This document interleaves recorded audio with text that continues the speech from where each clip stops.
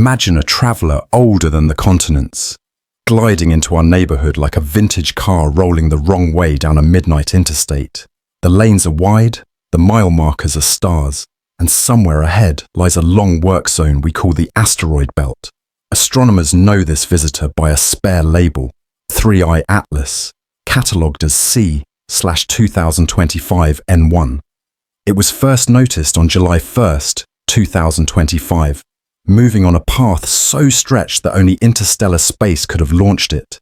Its course is retrograde, nearly opposite the planets, and strongly hyperbolic, which simply means it will not stay.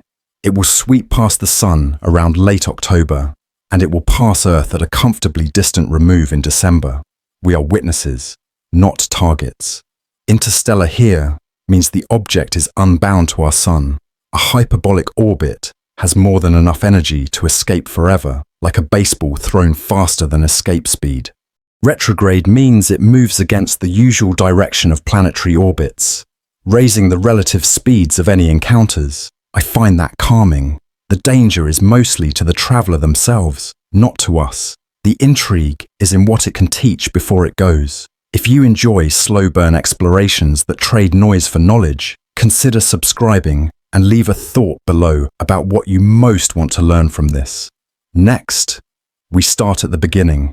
How 3I Atlas was found, what qualifies it as truly interstellar, and why this particular approach offers an unusually long window for study. It began almost quietly, the way important things often do. On a dry winter night in the southern hemisphere, the survey cameras kept their vigil, catching faint motions that most eyes would never see. The point of light that would become 3I Atlas drifted across the background like a slow breath, subtle enough to be overlooked, precise enough to make astronomers stop and measure again. The date that entered the logs was July 1st, 2025.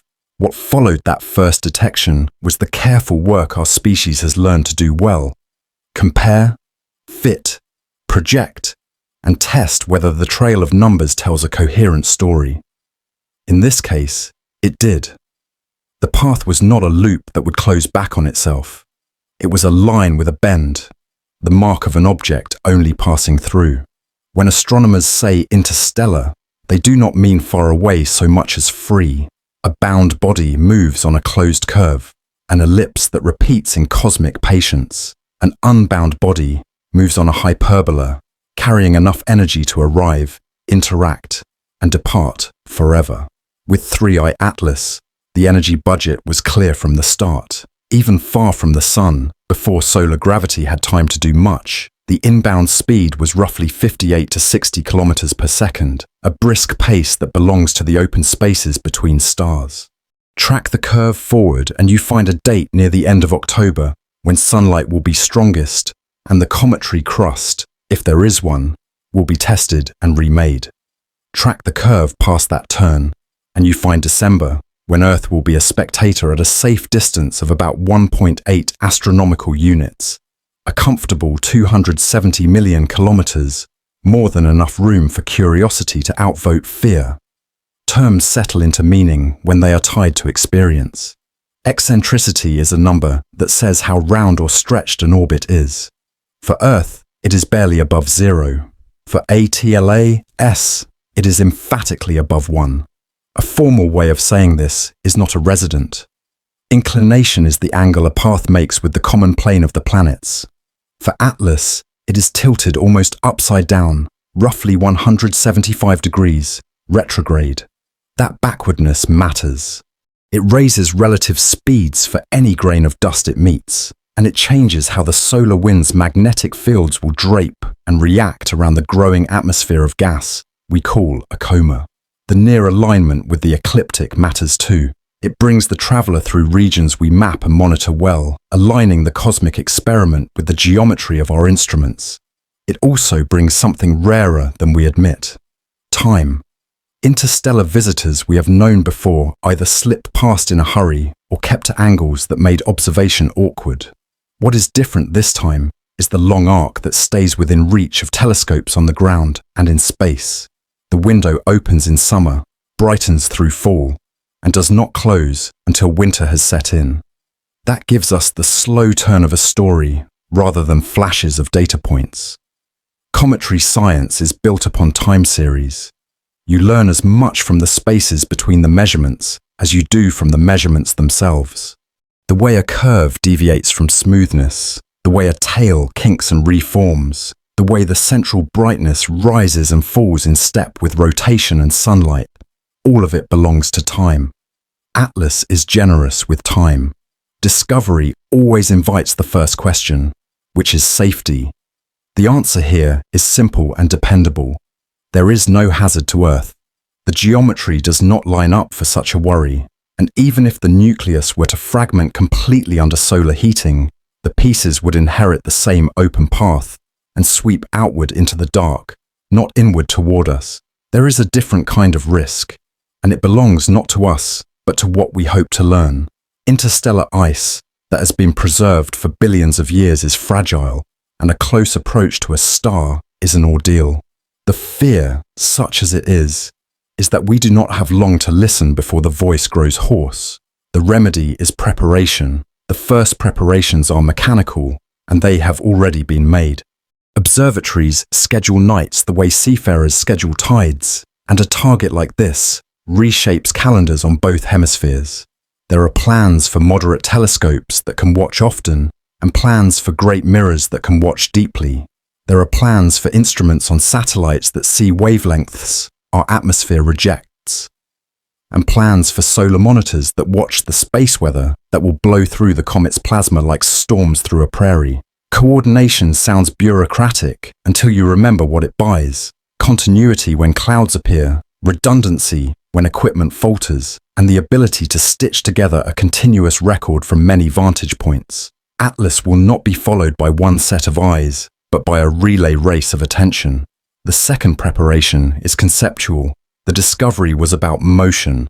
The follow-up will be about composition and change.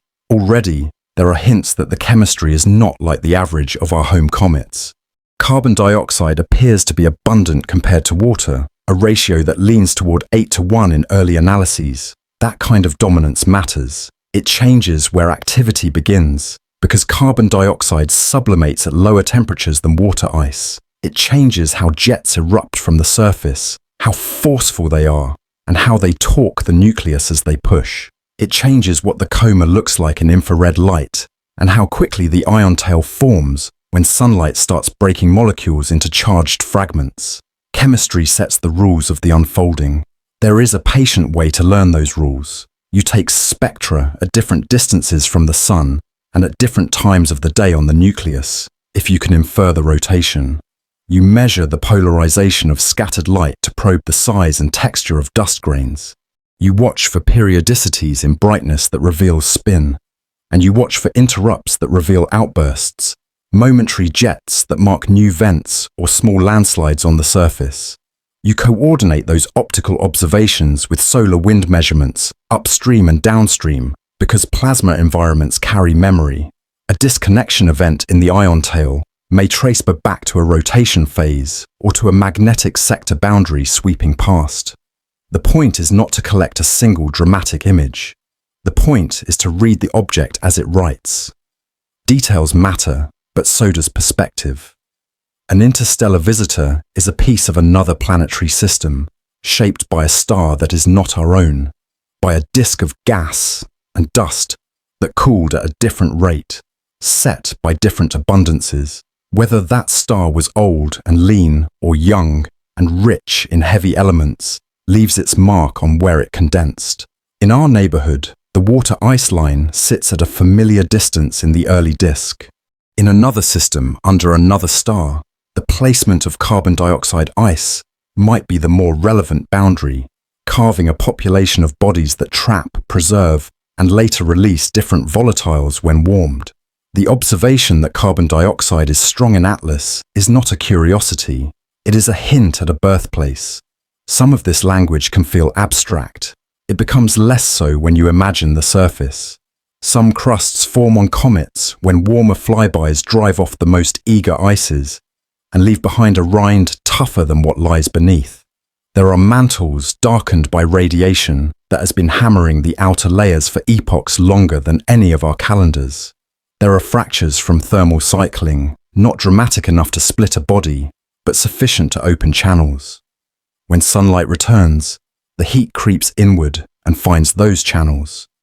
Gas escapes, dust rides along, the coma blooms. From a distance, it looks like a soft halo that grows and thins with time.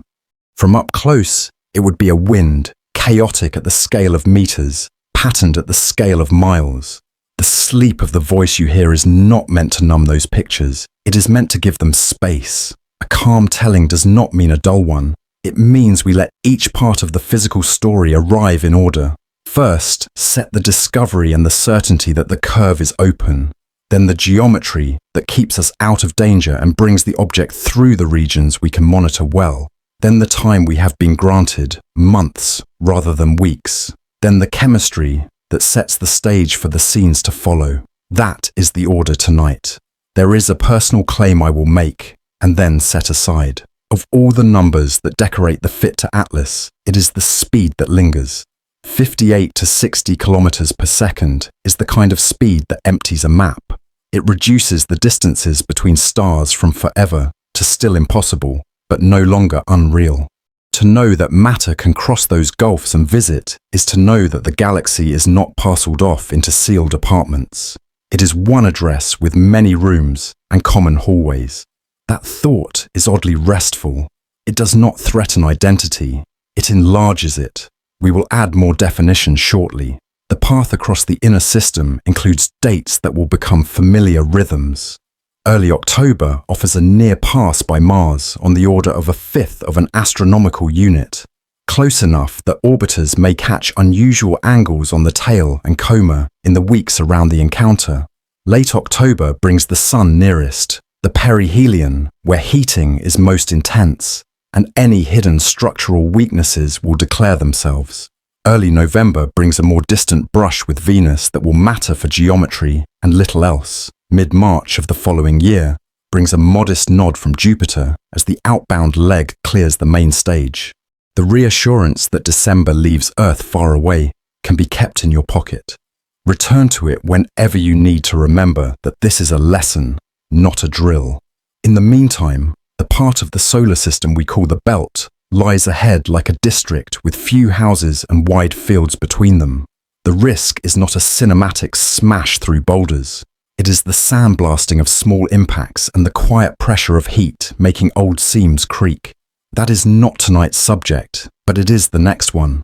Understanding where Atlas came from helps explain the skin and the heart it carries into that district. It helps explain why carbon dioxide speaks up first, why jets might be lopsided, and why the tail could behave in ways that are familiar, yet not quite the same.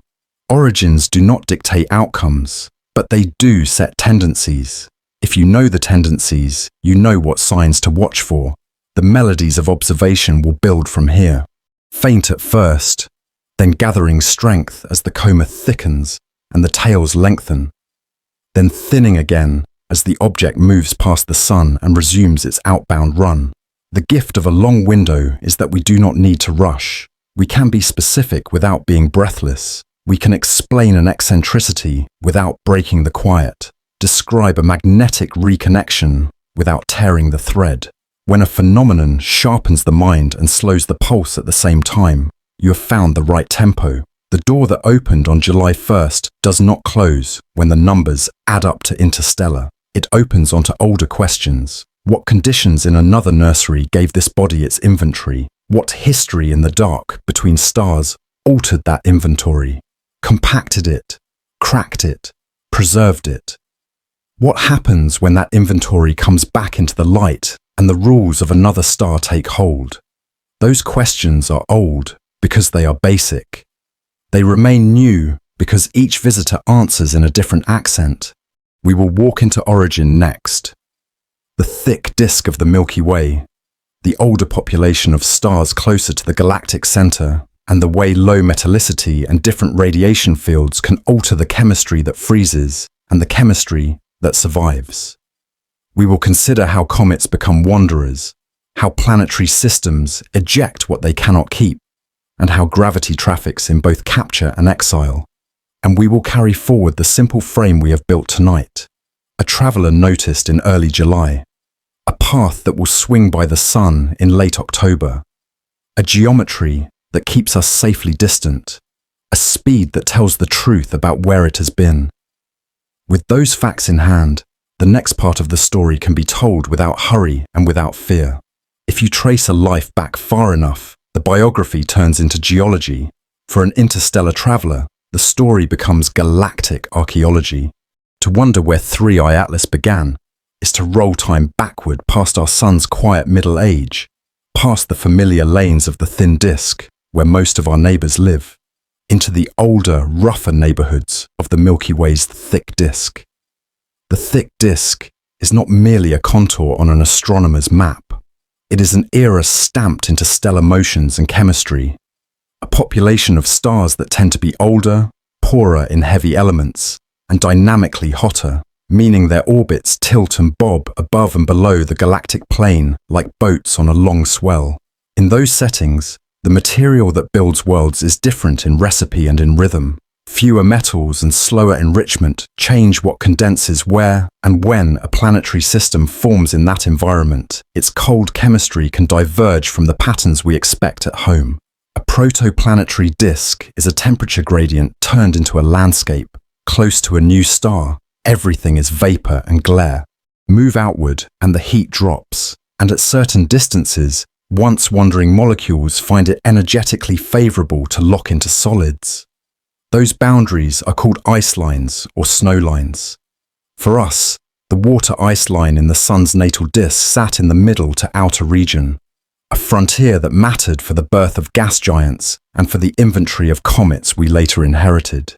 In another system, built under different abundances and luminosities, a different boundary can become the dominant sculptor. Carbon dioxide turns from gas to solid at higher temperatures than water, so its ice line lies closer to a star. If that chemistry sets the tone early, you can imagine a family of small bodies that trap and retain CO2 more readily, storing it as the leading volatile.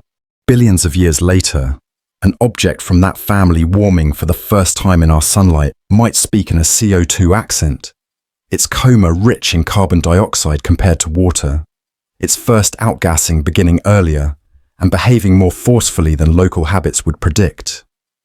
There is another route to the same signature. Between stars, the radiation is not gentle. Cosmic rays nibble at exposed surfaces for eons, breaking chemical bonds, reassembling molecules into sturdier forms, and in some cases, converting water-rich layers into compounds that release carbon monoxide or carbon dioxide more readily when warmed.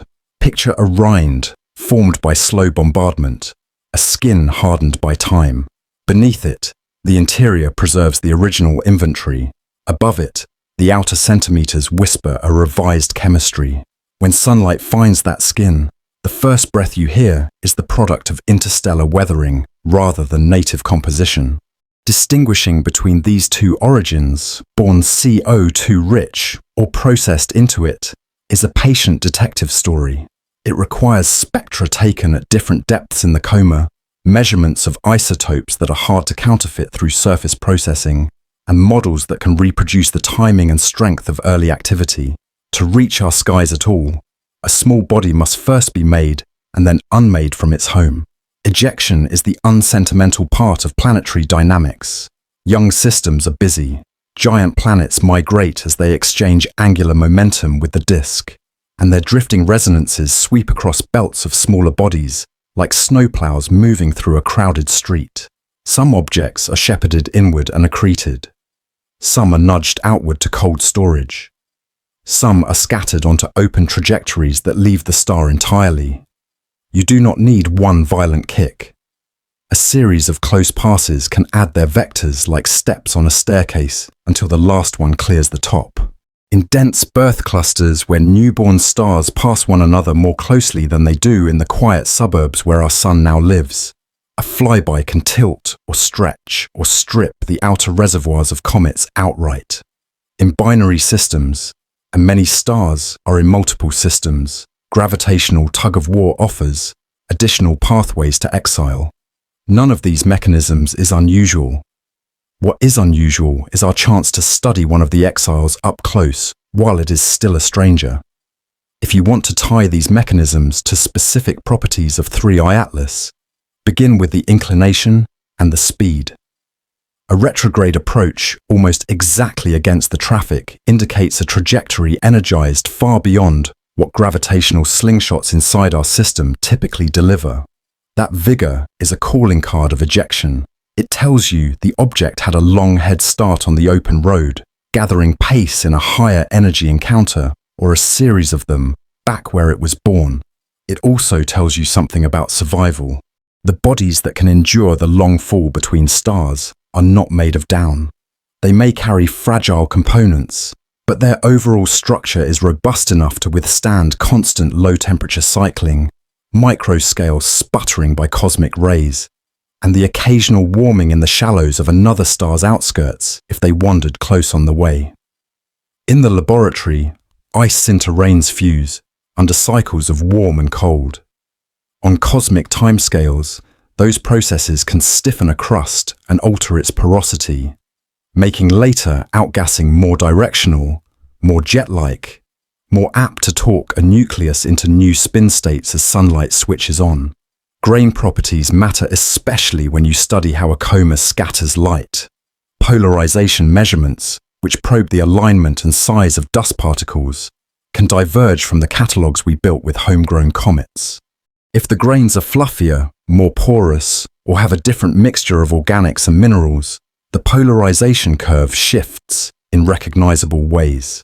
Coupled with spectroscopic fingerprints in the infrared, these signatures can tell you whether the dust was compacted by radiation and time, whether it includes exotic organics or unusual ratios of silicates and carbonaceous material, and whether volatiles carry dissolved gases that boil out at different thresholds. This is not trivia. When you know what kind of grain you are looking at, you know how it will couple to sunlight and the solar wind, how it will feel radiation pressure, how quickly it will be charged in a plasma environment, and therefore, how long it will remain near the nucleus before being shepherded into the tail.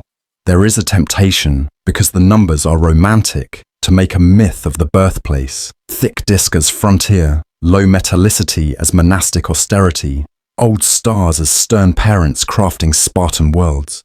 The truth is more textured. Lower heavy element abundances do not forbid complexity, they change probabilities. An ice line placed a little closer in, a different ultraviolet spectrum from the young star, a disk lifetime a little shorter or longer. All of these tilt the table under the dice of accretion. In that context, carbon dioxide showing up early and loud in Atlas does not make it an alien in the theatrical sense. It makes it foreign in the way regional dialects are foreign. You can understand the grammar even while the vowels shift. Ejection itself leaves scars. A close pass by a giant planet can pump a small body into a tumble, and tumbling affects where sunlight falls, which affects where ice is warm and vent. Over many rotations, the nucleus can settle into a principal axis state again, but not always. A non-principal axis rotation complicates everything downstream. It can lead to asymmetric activity, intermittent jets that appear and vanish as vents rotate in and out of daylight, and torque feedback loops where outgassing changes the spin, which in turn changes the outgassing pattern. If the nucleus carries internal structure with voids and seams, those torques can open paths that were previously sealed. Then the chemistry you measure in 1 week can be different from the chemistry you measure the next, not because the inventory changed, but because the plumbing did. One of the important questions to ask of a CO2-forward comet is where the heat first engages. Carbon dioxide sublimates at lower temperatures than water, so you expect activity to begin farther from the sun. The onset distance matters because it sets the speed of the flow. A coma born earlier has more time to expand, while the nucleus is still far from intense heating, and that diffuse atmosphere then encounters the solar wind with a different profile.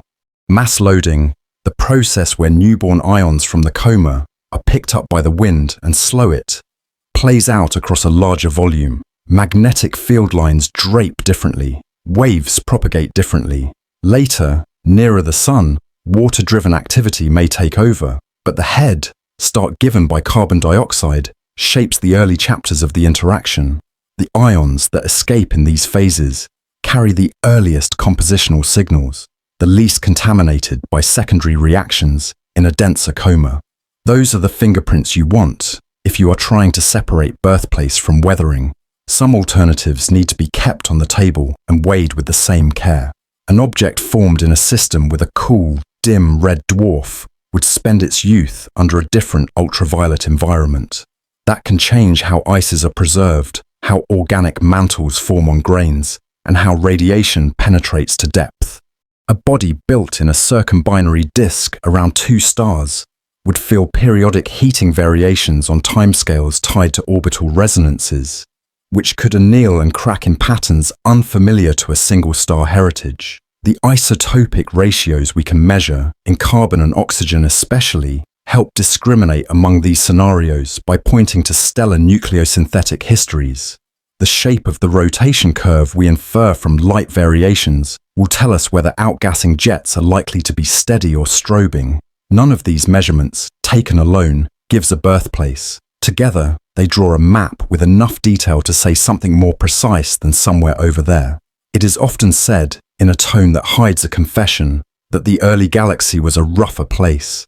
What that means in practical terms is that star formation and the recycling of material through supernovae and winds were occurring with different cadences than now. Dust production and destruction followed different beats. The cookbooks you would write for the first few billion years would specify ingredients and oven temperatures in ranges that no longer dominate. Our sun and its planets are beneficiaries of later enrichment, built from a pantry stocked by many previous generations of stars. An interstellar comet from the thick disk brings a sample bag from an older kitchen. It does not carry one pure thing. It carries a mixture that has been stored and stirred.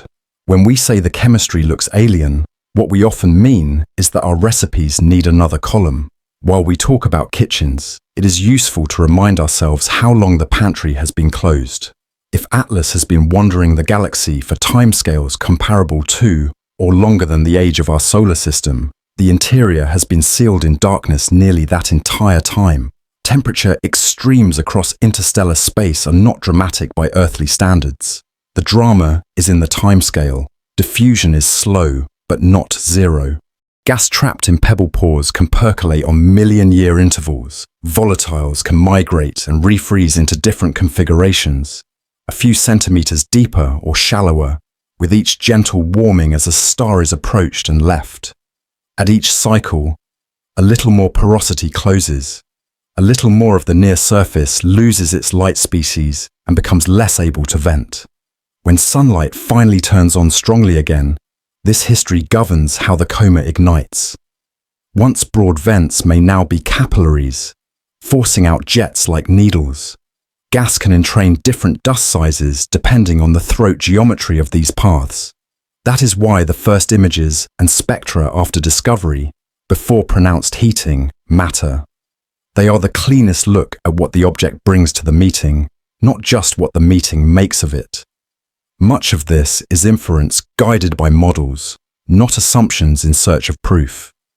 As the data arrive, the hypotheses about birthplace and processing must sharpen or be set aside. It is easy to grow sentimental about a traveler that likely predates our world, but the discipline here is to treat the romance as permission to be careful, not to be credulous.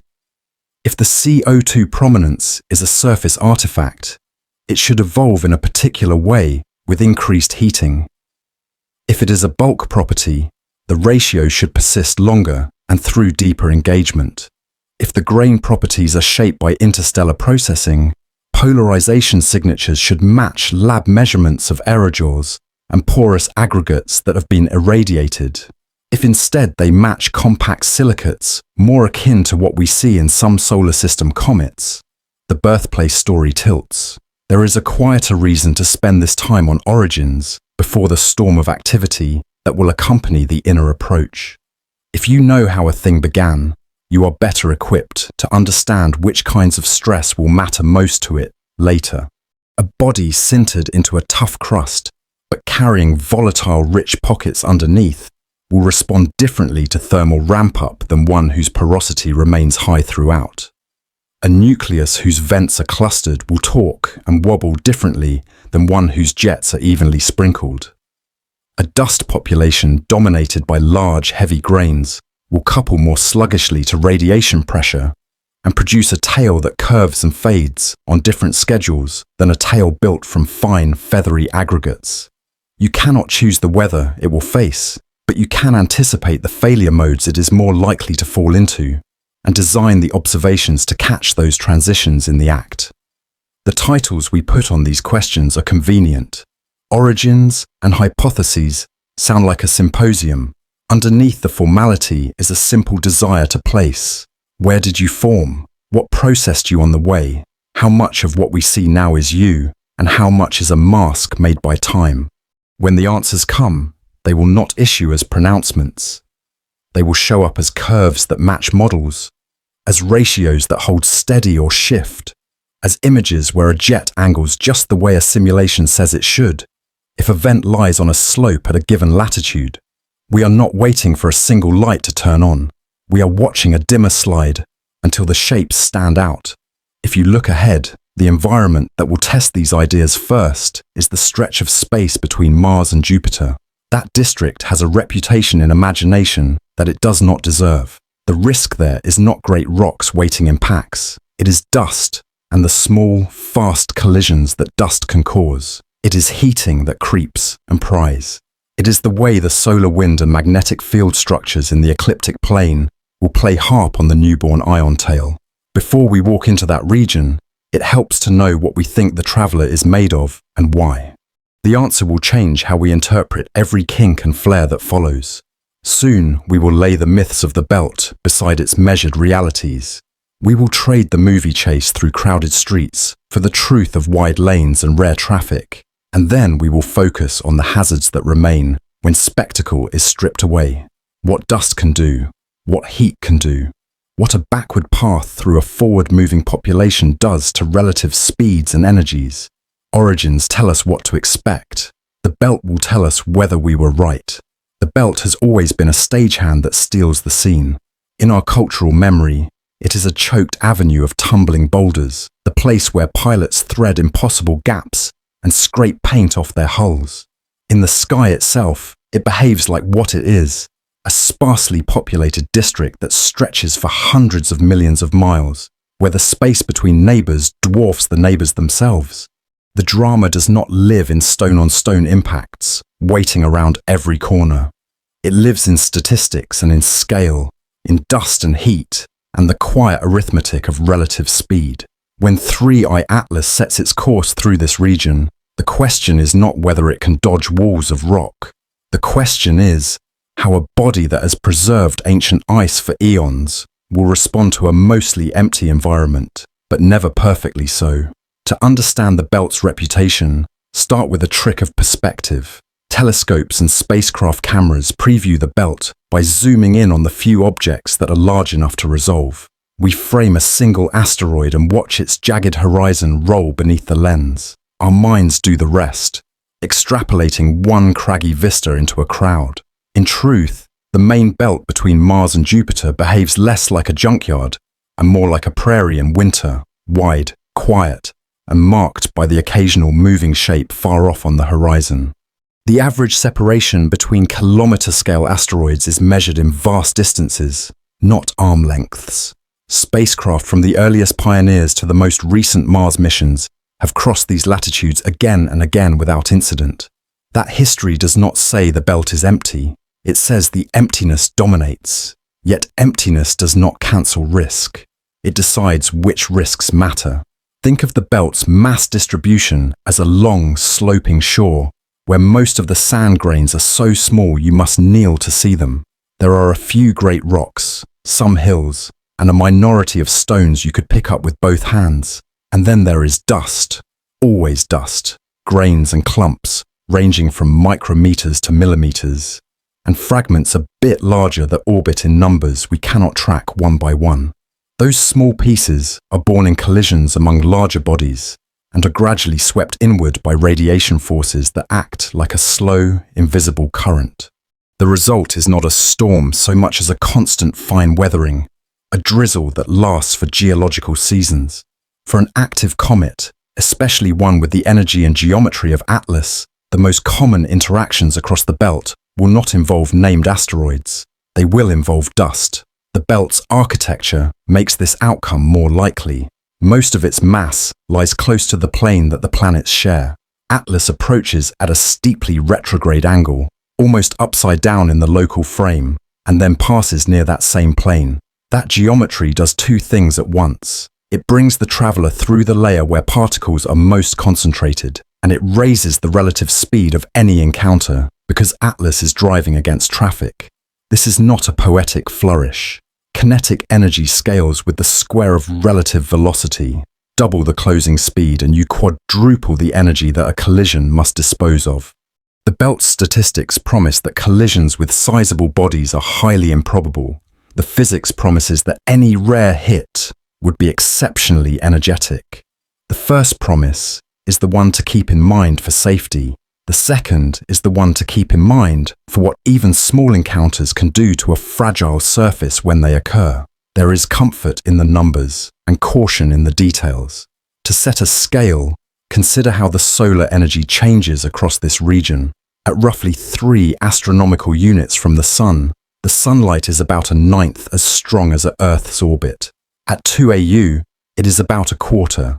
That gradient matters because it determines how quickly heat creeps inward from the surface of a nucleus. A body that has spent ages in deep cold is not a uniform block of ice and rock. It is a layered and porous composite with voids, sheets, grains, and sintered crusts formed by endless cycles of weak warming and cooling. As Atlas moves from the outer into the middle belt, the surface responds first, warming and expanding, while the interior lags. The mismatch creates stress. Stress seeks release along old seams. Vents that were sealed by time can open. When they do, gas escapes, and the escaping gas drags dust with it, sometimes gently, sometimes in sudden spurts. If you are watching from far away with a patient instrument, those spurts appear as small brightness jumps and sharpened features in the halo of light surrounding the nucleus. They are the belt's signature, not a drumbeat of collisions, but the murmur of heat making its way through old architecture.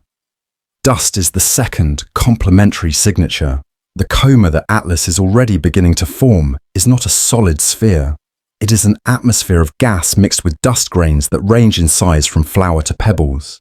Each grain has a personality that depends on its size, shape, composition, and electric charge. Sunlight pushes on it. The solar wind charges it and tugs on it through magnetic fields. Gas flowing outward from the nucleus drags it. Gravity tries, weakly, to hold it near. In that tangle of weak forces, the smallest grains are the least loyal. They leave first and follow curves that pile into a bright dust tail. Larger grains hang around longer and create a structure closer to the nucleus. When the coma runs into the belt's ambient dust population, there is no single drama. There are countless tiny encounters. Some grains strike grains, some grains strike the nucleus, and some are only jostled by passing charges and fields. Over hours and days, the sum of these micro-interactions can change how the coma looks, how much light it reflects, how it polarizes that light, and how the tail bends. If there is a single deeply practical fact to hold onto in this district, it is that the belt's hazards are not cinematic and are rarely catastrophic. They are cumulative. A micrograin hitting the nucleus at a very high relative speed can sputter material away one particle at a time, a sandblaster operating under bubble-wrap silence. Enough of those encounters over weeks can thin a crust in one place and help a new vent emerge. The same encounter in the coma does something different. It makes a local patch of dust denser or thinner, brightens or dims a strand in the tail, or seeds a temporary streamer that winds around the main flow before shear washes it out. None of this endangers Earth. All of it is interesting because it gives us a way to read the strength and structure of a body that carries another system's signature in its gut. There is also a plasma weather to the belt, that the movies never show because it cannot be painted as a field of rocks. The inner solar system is threaded with a magnetic field carried outward by the solar wind, and that field is not smooth. It changes polarity in sectors. It speeds and slows. It is reshaped by eruptions on the sun and by co-rotating regions where fast wind overtakes slow.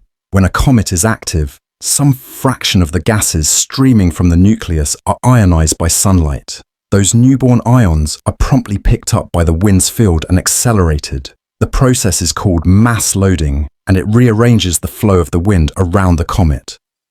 In the belt, where Atlas will spend weeks under moderate sunlight while its coma grows and the ion tail strengthens, the electromagnetic environment can cut and reattach the tail like a ribbon in a breeze.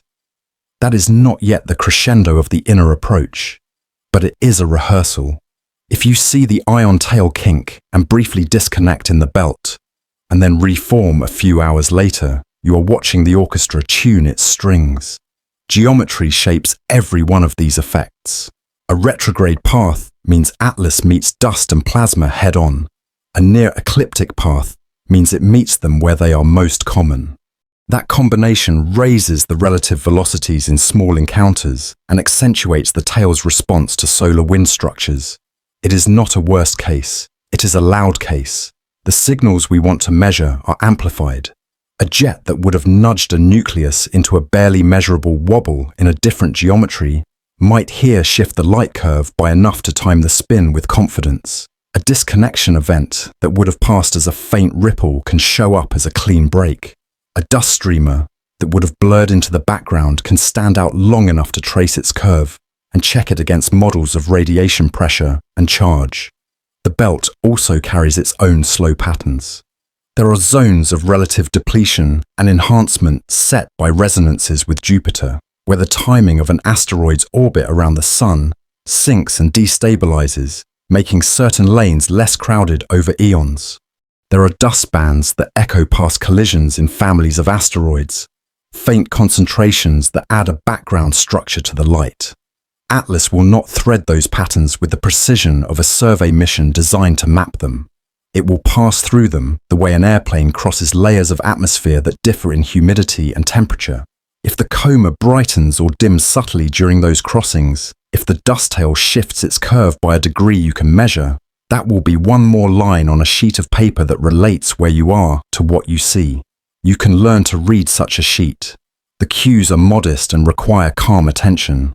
Does the central condensation, the bright core where the nucleus hides, retain its shape over successive nights, or does it elongate? If it elongates, does that elongation hold its angle in sky coordinates or rotate in a way that matches the object's spin? Do small bursts of brightness occur at times that repeat with the spin period, marking an active vent rotating into daylight, or are they irregular, hinting at stress cracks opening in response to thermal tides?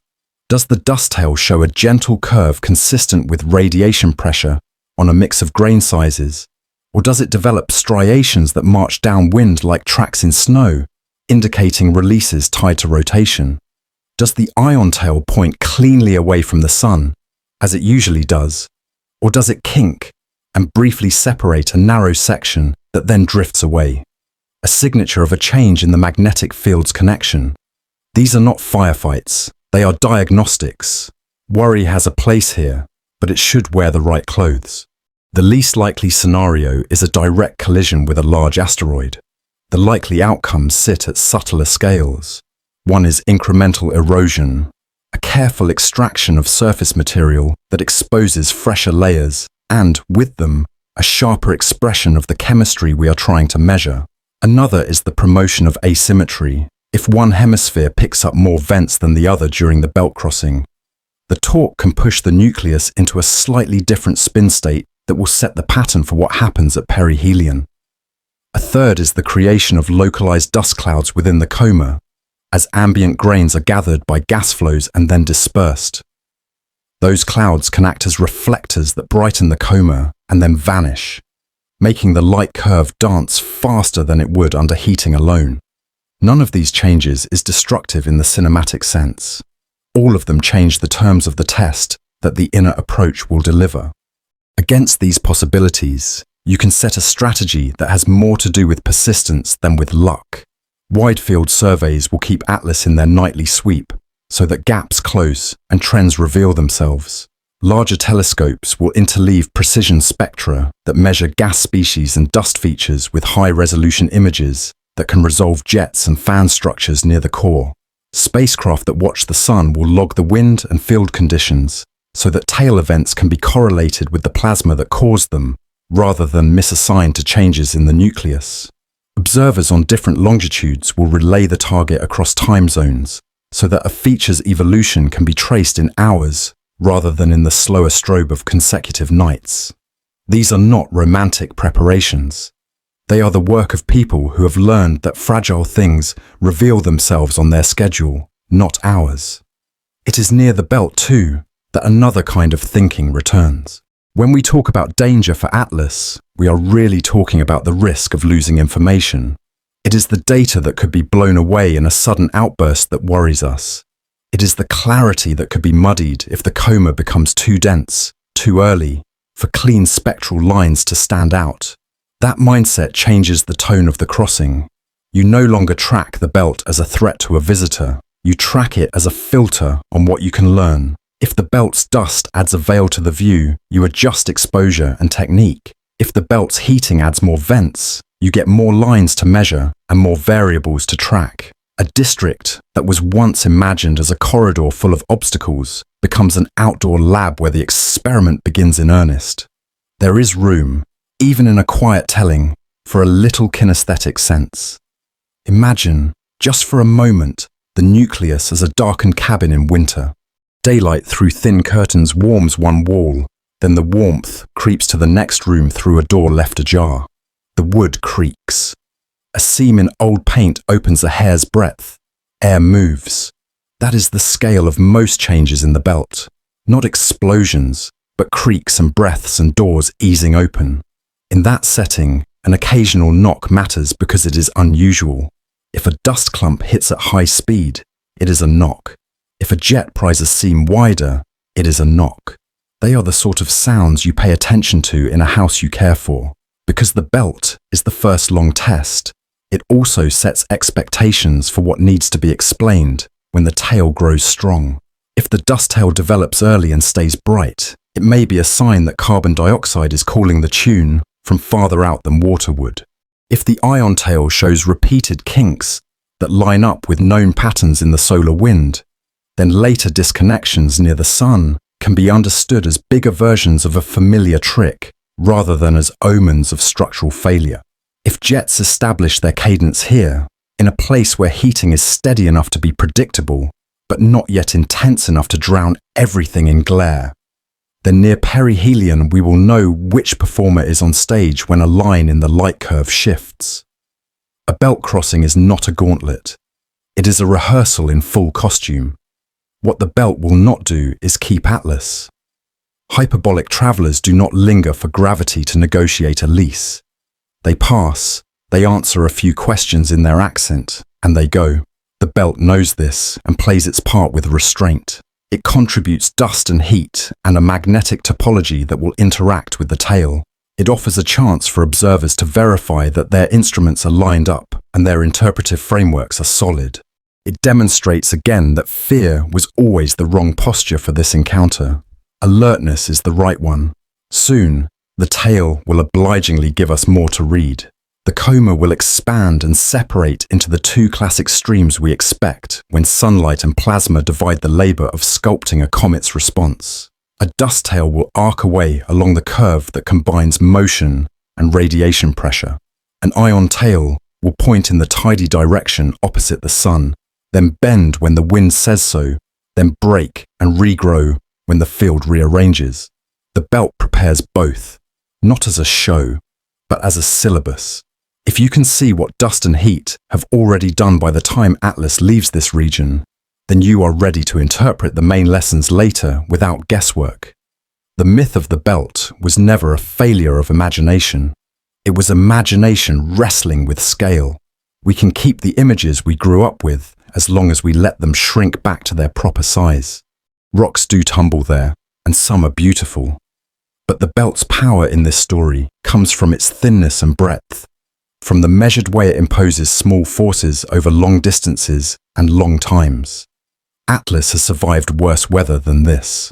What the belt offers, and what we should accept gratefully, is a clean stage on which the basic physics of dust, heat, and plasma can introduce themselves before the lights go up. From here, the picture will change in a way that even a casual eye can follow. The faint glow around the nucleus will thicken. Jets will draw pale brushstrokes that curl and fade. A tail will appear and then divide, one stream curving with the grain of sunlight, the other stiff and directional, only to be kinked by invisible hands. The belt sets the preface to that chapter. In the next paragraph, we will let the tail take the lead and read what it says, because a tail is both a signature and a warning, a promise of beauty and a record of loss. At first, it is only a softening of the point, a hush in the starfield where the traveller no longer looks like a star. The light that was once a pin begins to bloom, not because the body grew in size, but because sunlight has begun to loosen what the dark held tight. Every comet earns this halo the same way. Heat reaches the surface, ices trade solidity for movement, gas slides outward into the vacuum, and dust rides the flow as if the nucleus were exhaling after a very long breath held between suns. Around Three Eyes Atlas, that exhale becomes a temporary atmosphere, a shell that is not bound the way a planet's air is bound. It is an expanding fog of molecules and grains, a coma, more like a crowd that thins with distance than a wall with an edge. It is this coma that turns a point into a presence.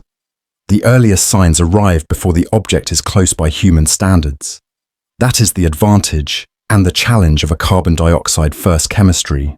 Carbon dioxide begins to sublimate at temperatures where water ice still waits, so the traveller speaks up earlier, farther from the sun, when the light is weaker and the warming more gentle. The coma under those conditions is airy and wide. Individual molecules can travel far before colliding with their neighbours. In that regime, the gas behaves almost ballistically, moving along straight paths until sunlight or the scant gravity of the nucleus changes the rules. Later, nearer the sun, the density will rise and the flow will look more like a breeze through short grass. Early on, in the belt and just beyond, it is all open spaces and long strides. That thinness is a gift to observers, because it lets the first ingredients declare themselves before everything else arrives to crowd the spectrum.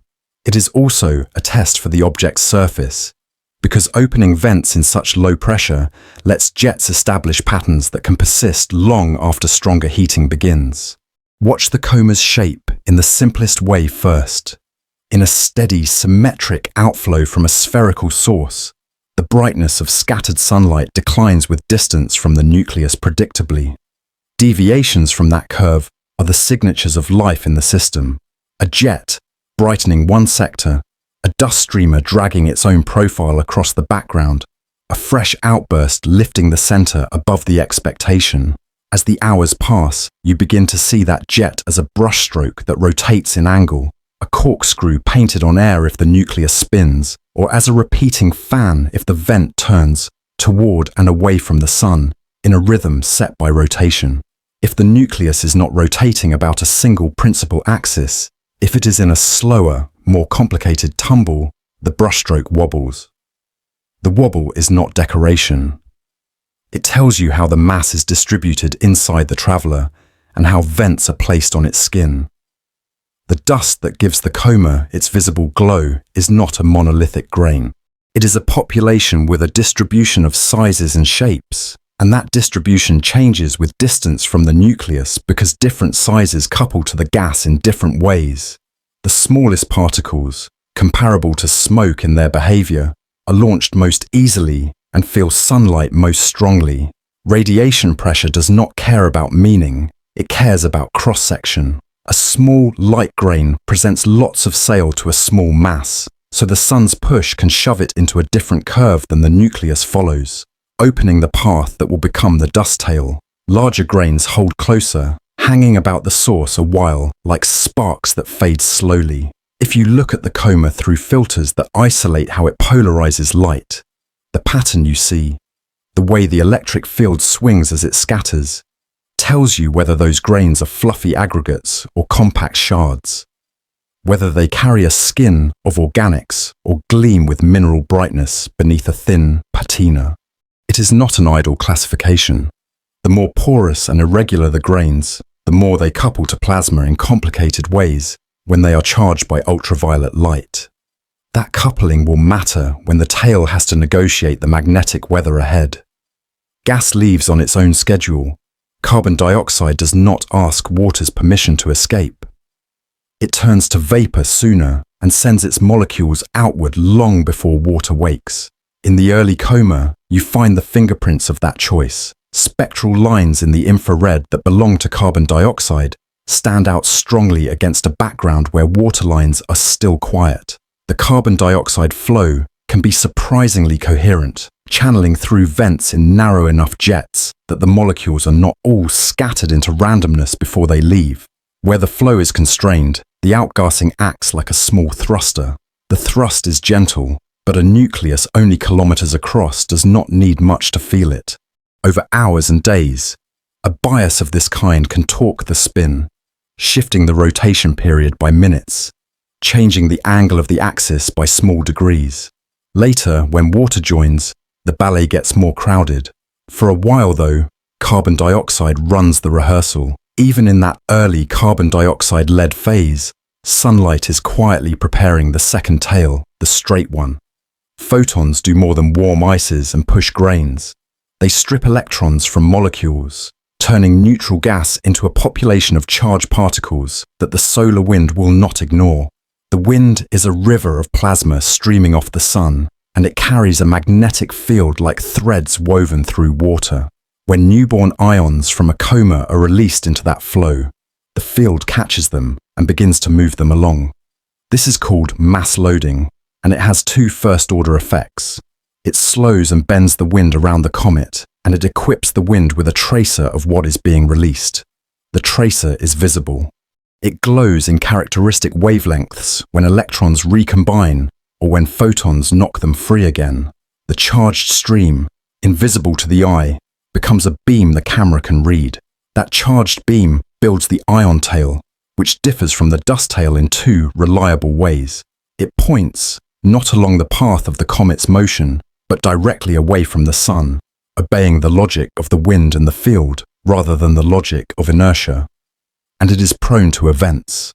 Where the dust tail arcs gently and marks time, the ion tail is a weather vane.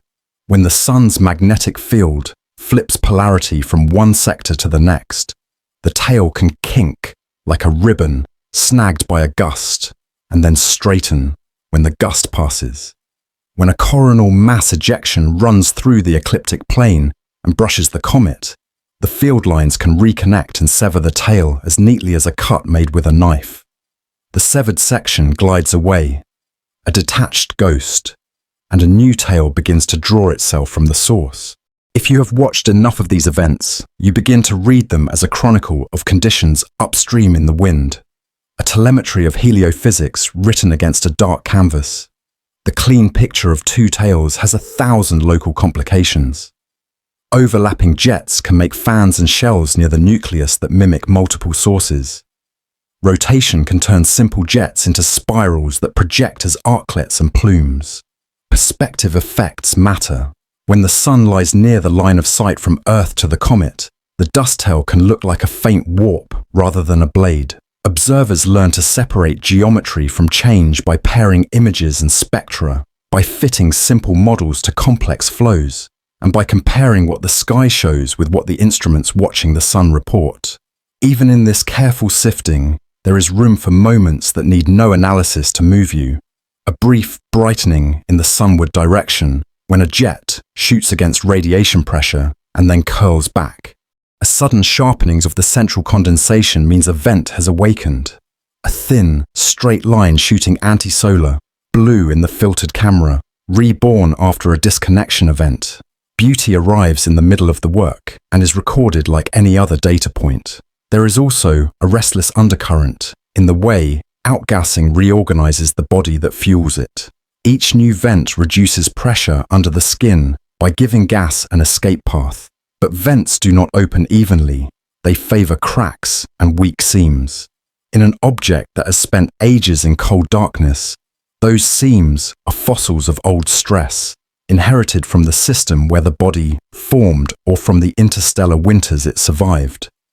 If the pattern of venting is lopsided, torques accumulate. A spin that began as a tidy rotation about a stable axis can move toward a wobble, and a wobble can feed back on the venting. Jet positions change relative to the sun. Daylights shift. The heating pattern changes, and so does the behavior of the coma. Before long, you have the machine that is exquisitely sensitive to initial conditions. That sensitivity is not a flaw. It is the very thing that lets a light curve and a sequence of images become a map of the object's structure. The early dominance of carbon dioxide exaggerates that sensitivity.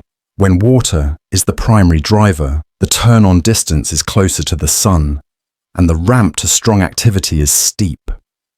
Vents open in a rush, and there is less time for small torques to evolve the spin. With carbon dioxide setting the initial tempo, there are more days to let small forces do their quiet mathematics. A micro impact by a belt grain that would have been an unnoticed tickle on a water schedule can become, on a carbon dioxide schedule, the nudge that opens a seam earlier than it would have opened otherwise. Does that mean carbon dioxide makes the traveler more fragile? Not inevitably. It means the system is more readable for longer. If the nucleus is built to endure, you see it adapt slowly, and you learn what adaptations are available. If it is near the limits of its strength, you see the warning signs arrive early.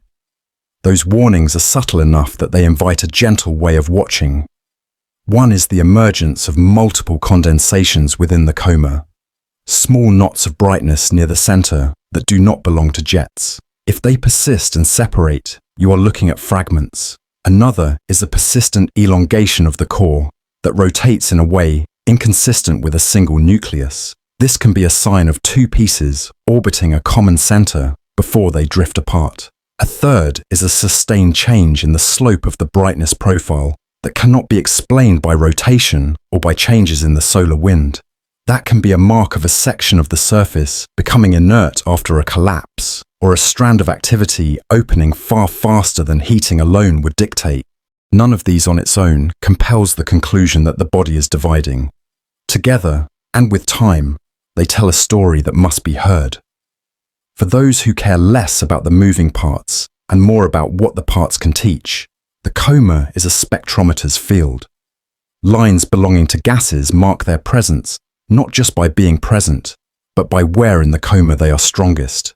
Some species are parent molecules, leaving directly from the nucleus. Others are daughters, born when sunlight breaks parents apart. The spatial distributions of these species are different, and that difference helps reconstruct the chemistry at the source. In a carbon dioxide-led coma, you expect the early daughter products of carbon dioxide to carve a stronger signature in the outer coma than in a water-led case. And you expect the ratio of water to carbon dioxide to evolve as the object draws closer to the sun. If it does not evolve in the expected way, the models must change. If the polarization of the dust shows grains coarsening with time, you infer that the source is beginning to entrain larger particles as vents widen. If instead you see a move toward finer particles, you infer that the crust is breaking down into flour, not freeing pebbles. Each of these inferences is provisional. Together, they write a consistent paragraph. Underneath this patient's reading is a quiet conviction that the tale is more than decoration. It is a ledger. It records what leaves and in what proportions. It records how the star writes its weather into the flow. It records when the nucleus reorganizes itself to accommodate the changes. You do not need to moralize that ledger to feel its weight. The dust that the traveler sheds is dust that will not return. Some will wash into the broader cloud of interplanetary grains and join the diffuse glow we see on dark mornings before dawn. Some will spiral slowly inward under the sun's push and drift forever, forgotten. Some will stream away on the open arc of the hyperbolic path and cede nothing but distance. What remains at the source after each day of activity is a little less than what was there before. That reduction is not a loss for us. It is the cost paid for what we learn. Watching a tail assemble itself is a reminder that the simplest physical rules make the richest variety when space and time are generous. Gas expands into a vacuum. Dust rides the gas. Light pushes on dust differentially. The wind picks up ions and plays them along its magnetic strings. In that braid, there are curls and kinks and bands, and even an untrained eye can follow the main lines once they are pointed out. A dust tail is the portrait of sunlight's steady hand. An ion tail is the sketch of the wind's mood. A coma is the traveler's breath in the moment. The nucleus is the memory that feeds them all. So, now we will set this picture beside the examples we already know, the earlier visitors whose behavior established our expectations and our blind spots. Some comets from other systems have behaved like familiar relatives, adopting local customs. Others have insisted on their accents so strongly that our metaphors broke. To understand which kind of guest Atlas is becoming, we will compare it to those precedents and let the differences instruct us. That is the work of the next chapter, and it will begin with the simple question that links all such comparisons. When did the tale begin, and what does that say about where the story started? We judge every new visitor by a family album we are still assembling. The pages are thin and the pictures are few, but they carry weight because they show how wildly different siblings can be. One snapshot is a spindle of light that refused to shed a veil. Another is a classic fuzzball with a straightforward personality. And a third is a local performer, whose long tales taught us how storms from the sun write their signatures across space. Set 3 Atlas beside those frames, and you begin to sense both kinship and distance, the way a voice can belong to the family, yet carry a cadence you have not heard before. The first portrait in that album is spare and hard to pin down. In October of 2017, a thin sliver slid across our field of view, more a suggestion than a body, a brightness that rose and fell as if a baton were twirling in sunlight. We called it One Eye after its category and gave it a Hawaiian name that means a messenger arriving first. It did not show the usual signs of a cometary life. There was no halo, no gas leaving that our instruments could catch, no dust tail to channel our expectation. Yet, as it left, its path curved in a way that gravity alone could not fully account for, a whisper of extra push that some models explained as outgassing too subtle for our cameras to register. Others tried different answers, invoking unfamiliar ices or flakes, as thin as leaves responding to pressure from light. The argument has not ended.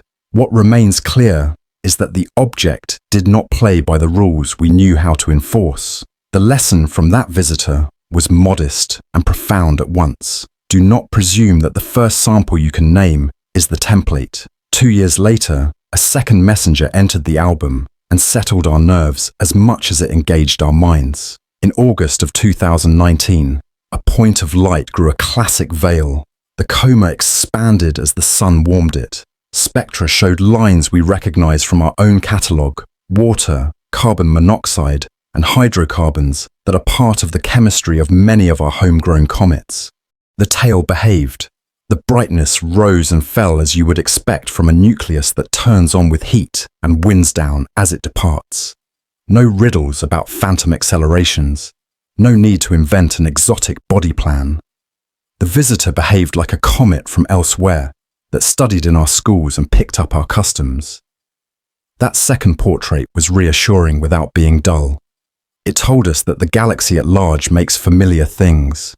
Between those two visitors stands a third frame that is neither interstellar nor bland.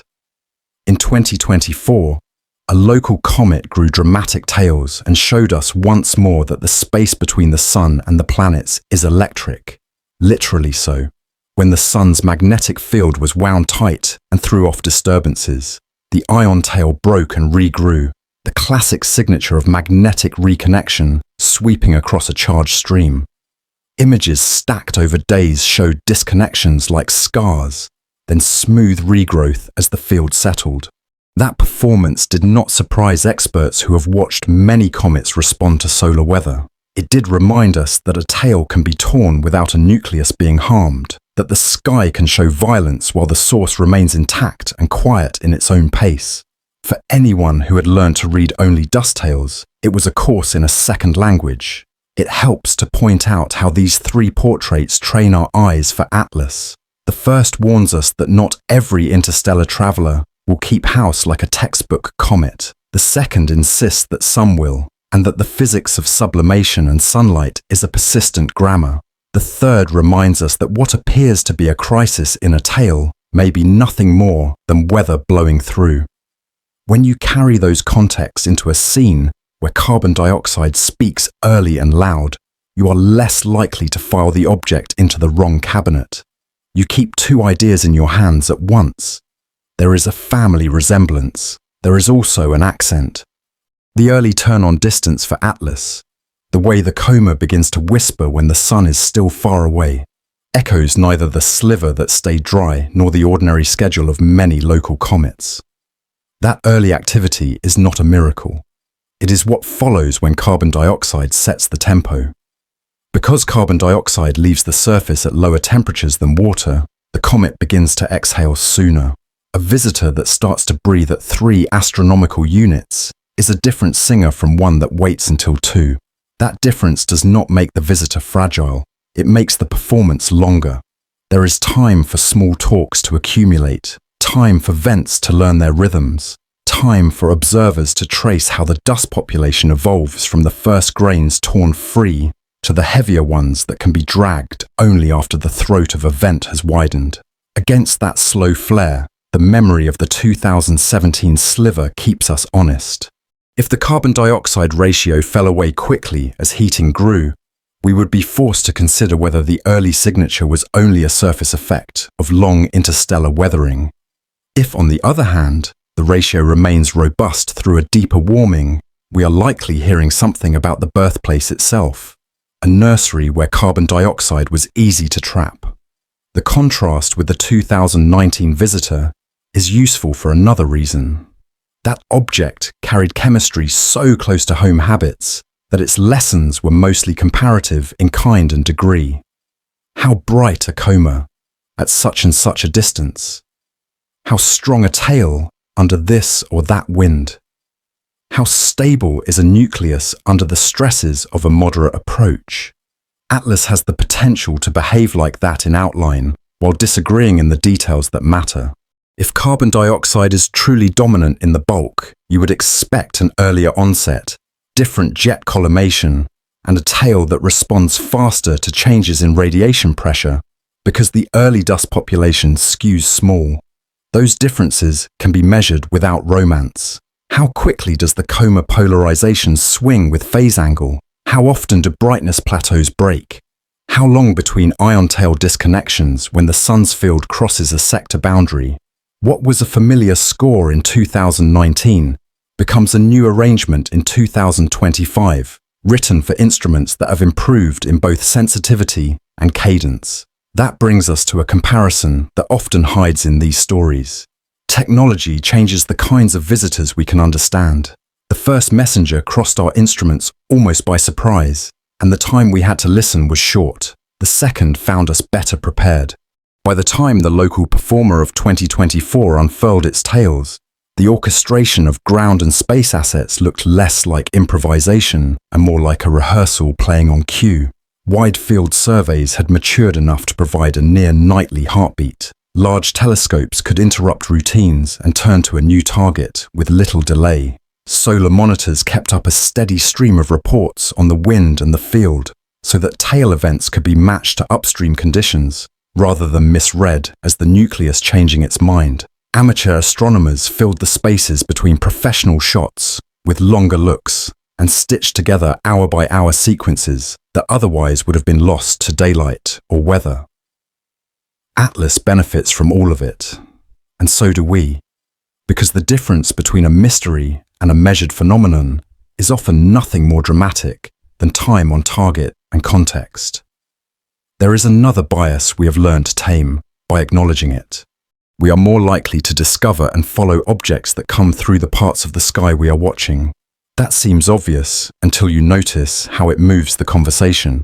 A trajectory that lines up with our instruments looks suspiciously convenient if you do not quietly remember that most of the objects we will notice are the ones that give us a clear shot.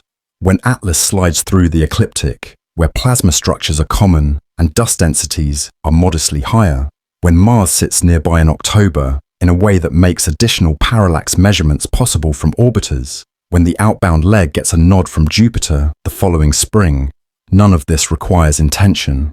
It requires geometry and a community ready to use it. The second visitor taught that lesson in a less dramatic key. The third showed how valuable that readiness is when a tail becomes a weather map. It is fair to ask where Atlas sits in this family of portraits. For no, the answer is comfortable and precise. It behaves like a comet, one with an unusual balance of ingredients and an unusual path. In its comfort zone, we find the same mechanics that have governed our neighbours for billions of years. Heat wakes ice, gas drags dust, sunlight sculpts, plasma edits. In its precision, we find numbers that shift the emphasis. The early onset tells you about the inventory. The retrograde, near-ecliptic geometry tells you about the kinds of encounters the coma and tails will have as they develop. The safe distance from Earth tells you that the stakes belong to science rather than to alarms. The value of these comparisons is not only in preparedness, it is in humility. Every time we fit a new object into our album, we are reminded of how few pictures we own. The first unexpected sliver could have turned our categories inside out. It did not, but it expanded their edges. The second visitor reassured us that space elsewhere makes familiar work. The local performer returned our attention to the sun and the ways it moves right across the sky. Atlas invites us to put all three lessons in play at once. Be ready for oddities. Expect foundations to hold. Read the environment as a partner in the performance. There is one more importance in looking back before we look ahead. When you compare, you learn what to ignore. A kink in an ion tail that would have inspired speculation in 2017 now reads as weather, unless other clues say otherwise. A long, smooth brightening that once would have been chalked up to heating alone is now checked for rotational modulation that might hint at vents turning on a schedule. A sharp change in the slope of a brightness curve sends us to see whether a belt dust band was crossed. The album is not just for romance, it is a field guide. We have, then, three anchors for our expectations. We have seen a visitor who taught us restraint when our models are thin. We have seen a visitor who welcomed familiar tools. We have watched a local comet share its stage with the sun's field. Atlas will likely speak in all three registers. If it withholds a coma in some phases or displays an acceleration we cannot easily assign to outgassing, we will remember that the sliver caught us off guard and that humility is a virtue.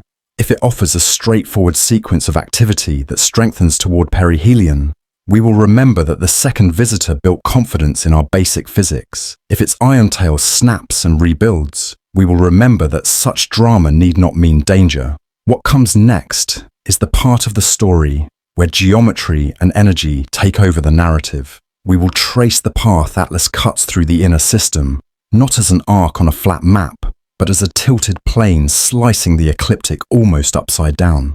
We will talk about why moving against traffic raises the penalty for any encounter, and why the near alignment with the planetary plane makes the plasma scenery more intense. We will mark the dates that offer vantage points and emphasize again the safe distance that keeps this a lesson rather than a drill. Then we will finally ask the question that belongs only to this object and not to its predecessors. What does a retrograde, near-ecliptic interstellar comet with a carbon dioxide accent look like when the sun draws it near? The answer begins with the line it draws in space and the angles at which we see it. The path a thing takes is part of what it is.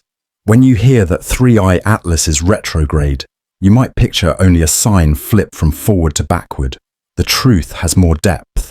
Imagine a great, thin sheet laid across the solar system, the plane where most planets circle, the ecliptic. Now tip a second sheet until it is almost upside down relative to the first, not perfectly inverted but close, about 175 degrees. Where those sheets intersect is a line, and along that tilted line, the visitor cuts its course. That is the geometry that matters most. Not simply that it goes the other way, but that it goes the other way while staying close to the same grand avenue everything else uses.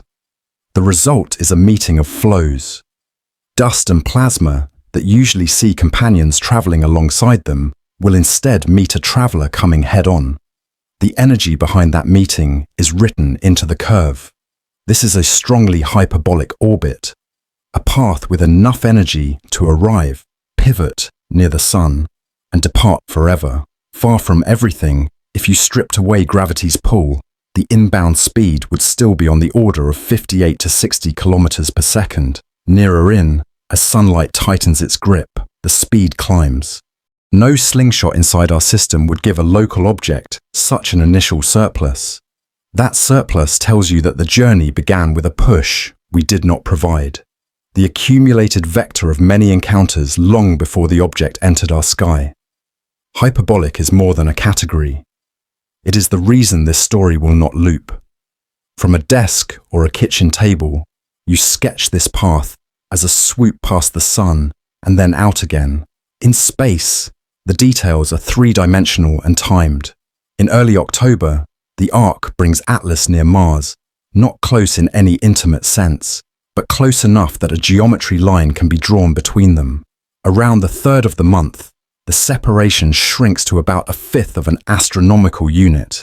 That is 28 million kilometers by one translation, a number large enough to be safe and small enough to make a measuring stick out of the difference between what observers near Earth see and what orbiters around Mars might see. Such parallax turns a single pass into a stereo picture. It refines the track and the spin and the rate at which outgassing nudges the course. If all you want is the poetry, it is a near miss.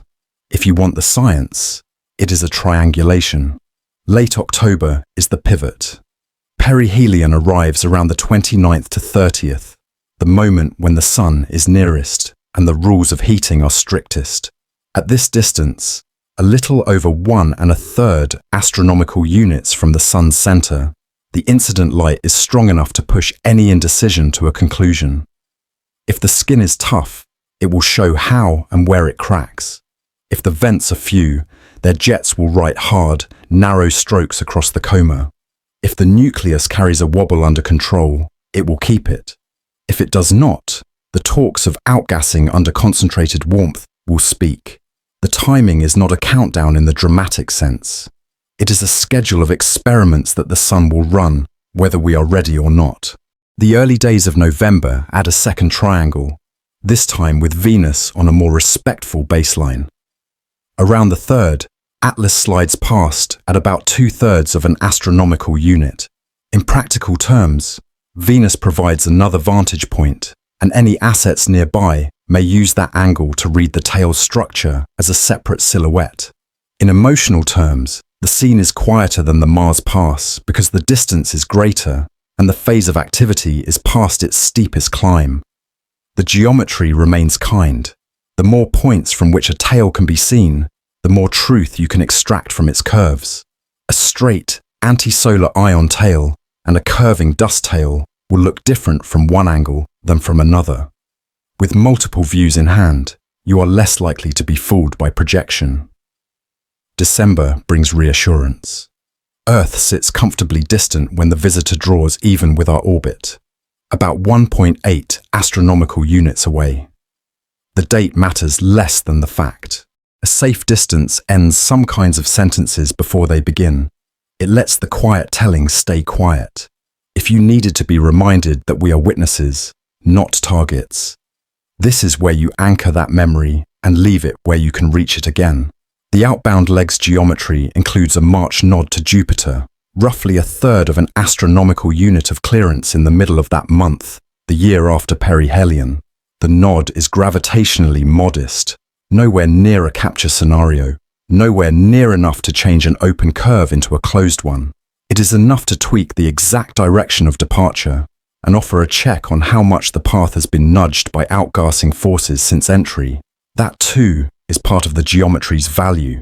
Gravitational encounters are clocks and rulers used after the fact. If you know what gravity should have done and you see a difference, you can lay that difference at the feet of non-gravitational forces and refine your estimate of their strength and direction.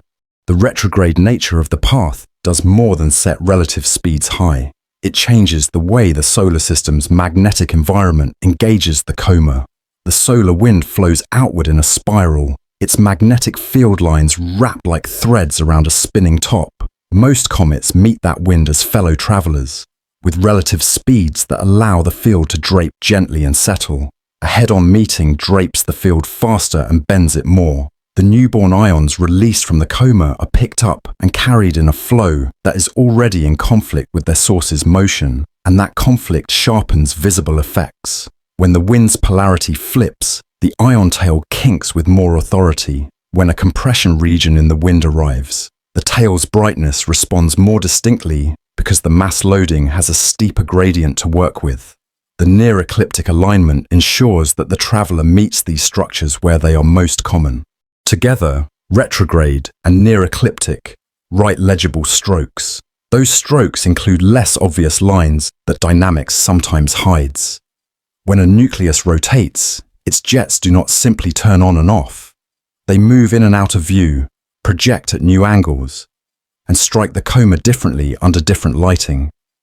In a geometry that brings the object through the plane where most observers are, these changes can be tracked with fewer gaps.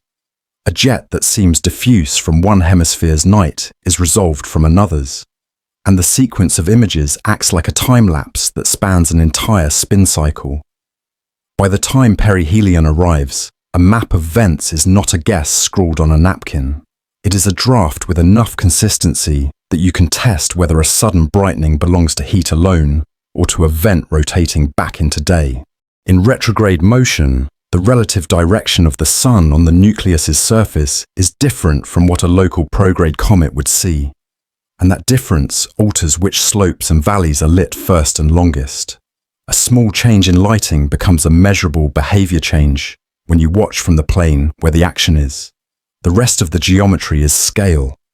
In the outer belt, sunlight is weak, and the coma's gas is thin and free.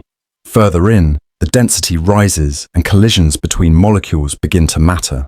The shift from collisionless flow to a more fluid-like regime is gradual, but its markers are regular enough that you can watch them appear along the track. Shock-like structures can form in the plasma flow, where the wind is forced around the mass-loaded region. The standoff distance of these structures grows as activity increases. In a retrograde, near-ecliptic case, those transitions align with common field orientations and recurring wind features, making the growth of the standoff distance smoother to measure because the wind that does the shaping is itself more routine near the plane. The result is a cleaner experiment. The same properties that make the path seem hazardous in imagination make it generous in measurement. Speed is the one part of geometry that resists metaphor. Numbers must do the work. When the inbound speed far away is just under 60 kilometers per second, and solar gravity raises that speed nearer perihelion, relative motion with respect to belt dust and with respect to the wind becomes the dominant fact of encounters. A grain of dust hitting the nucleus or a grain riding the coma, striking an ambient particle, carries energy that scales with the square of that speed. Even small sizes become consequential under that rule. That is the warning written into retrograde motion, not that the sky is crowded, but that encounters which do occur speak in a louder register. It is also an opportunity. Loud events are easier to register, and the tails will carry their signatures more readably.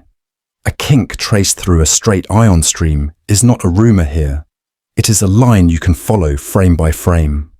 Because the trajectory stays near the ecliptic, the schedule of observations can be generous and planned. Nights line up in both hemispheres. Instruments set for planetary work need not swing to exotic angles to capture the guest. A mosaic of medium telescopes can keep a nightly watch, while larger instruments pick windows to extract deep spectra, resolve jets near the core, and measure the polarization patterns of the dust. Assets scattered through the inner system, whether orbiters looking down from Mars or solar observatories pointed sunward, can supply context. What the geometry gave as headwind, it returns as logistics. There is a human geometry to this path as well. Dates collect intentions. The early October approach to Mars becomes a point where coordination between teams that normally do not share calendars becomes possible.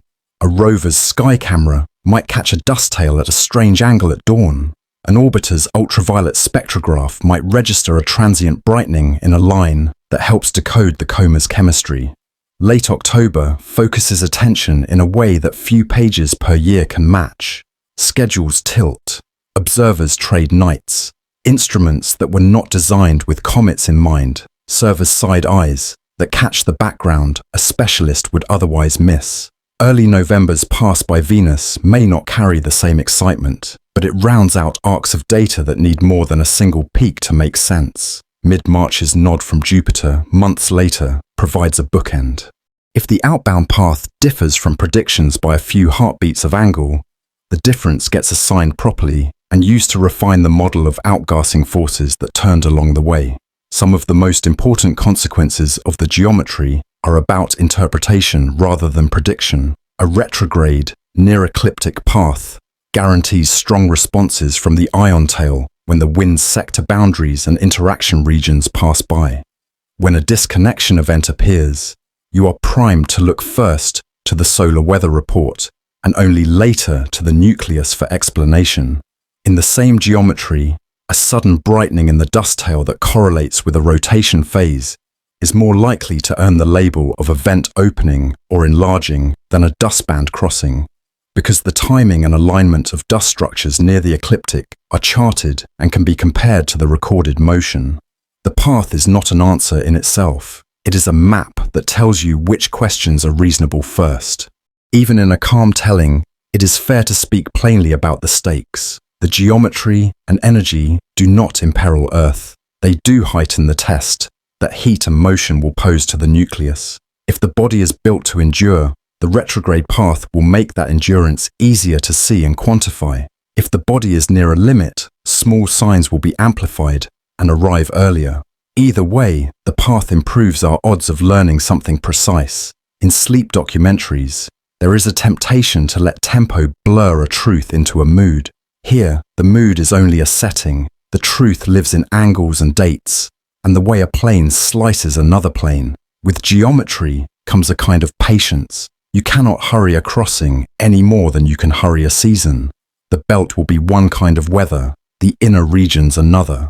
The tail will earn its kinks when the wind twists and will smooth when the wind relaxes. Without this path, that sequence might be illegible. With it, we can read the order cleanly and test our models in a way that few cases allow. Retrograde almost upside down, but near the ecliptic. Fast, but generous with time in view. Distant from Earth, but threaded between vantage points we can use. The path looks dramatic on a chalkboard. In the sky, it is simply fortuitous. What this sets up next is not dread, but arithmetic about risk. A loud, head-on geometry with sparsely placed objects invites one question over and over again. Given these speeds and these separations, what are the chances of a collision that matters? And what happens if a small one occurs? The answer begins with the difference between improbable and impossible, with the way dust and heat, rather than rocks, write most of the script. That is the next turn in the story, where statistics and energy make their quiet case and movies yield to math. When people hear collision, they picture hard things, striking hard things, an ending punctuated by a flash. That picture has its place in a museum of catastrophes, but it is not the way the asteroid belt treats passers-by. The belt's first truth is that it is thinly peopled. Imagine a city spread across a continent with only a handful of towers and a great many empty blocks between them. You can cross that city for years and never glance at a wall. The second truth is that the traffic on this continent moves mostly in one direction.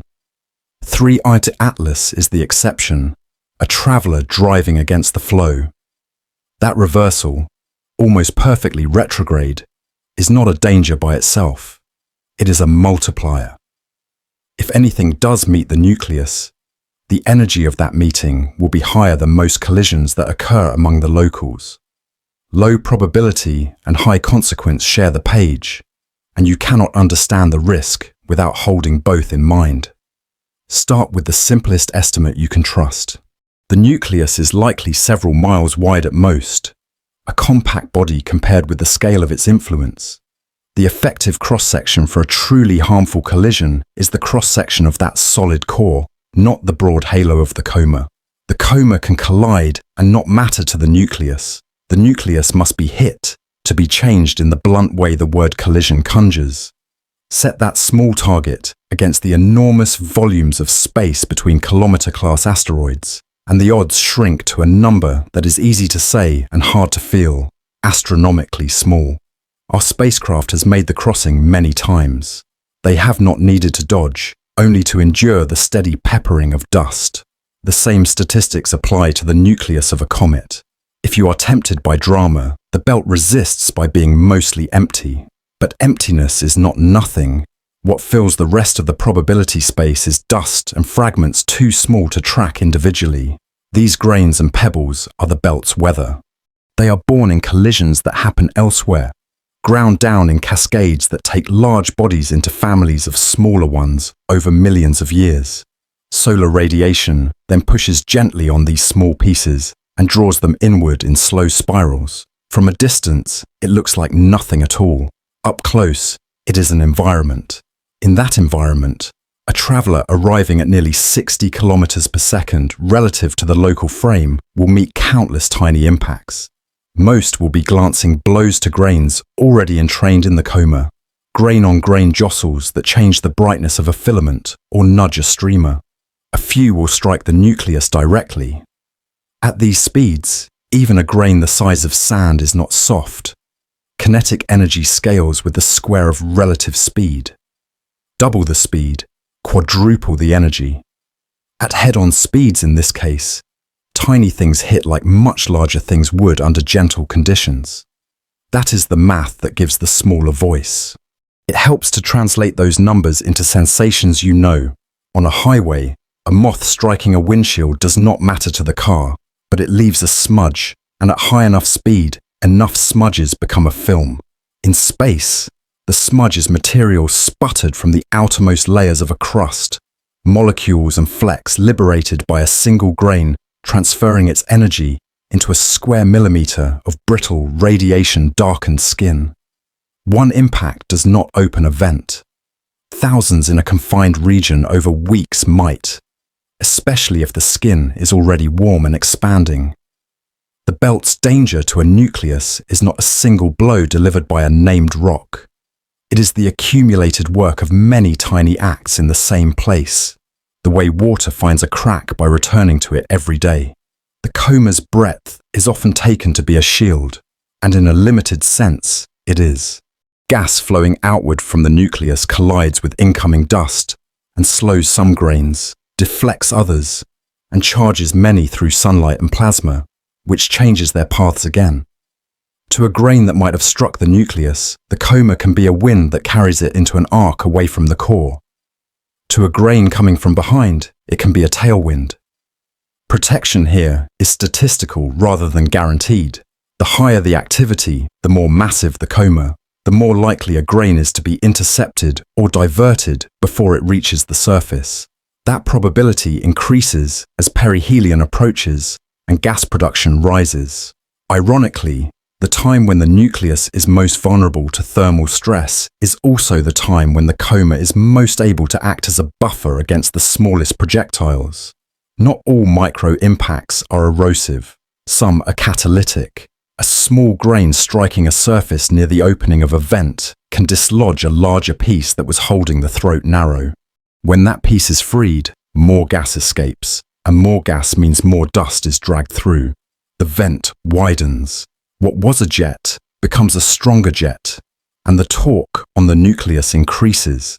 A single frame taken from too far away cannot tell you whether that change came from beneath or without. A series of frames, paired with knowledge of the rotation period and phase, can. If the brightening repeats with the spin, a vent is the suspect. If it arrives irregularly and in step with belt dust structures, the surveys have mapped as diffuse bands. You look to the environment for a trigger. There is a more dramatic class of encounter that deserves mention, if only to set it back on its shelf. The belt's few giants, worlds in miniature, are not threats to Atlas in a direct sense. The probability of a nucleus passing within the tiny target circles that would be required for a collision with one of the largest asteroids is beyond minuscule. The gravitational fields of those bodies could, in theory, tug on the comet's path or spin if a close pass were arranged by fate. In practice, the distances of closest approach along this hyperbolic course do not place the nucleus within zones where such perturbations dominate. The belt's heaviest hands are too far away to impose much. That is not the same as saying gravity is irrelevant. Many minor tugs distributed along a path can sum to a measurable nudge. The primary source of measurable, non-gravitational nudges, however, will be outgassing itself. A jet that favors one side of the nucleus can act like a thruster for days.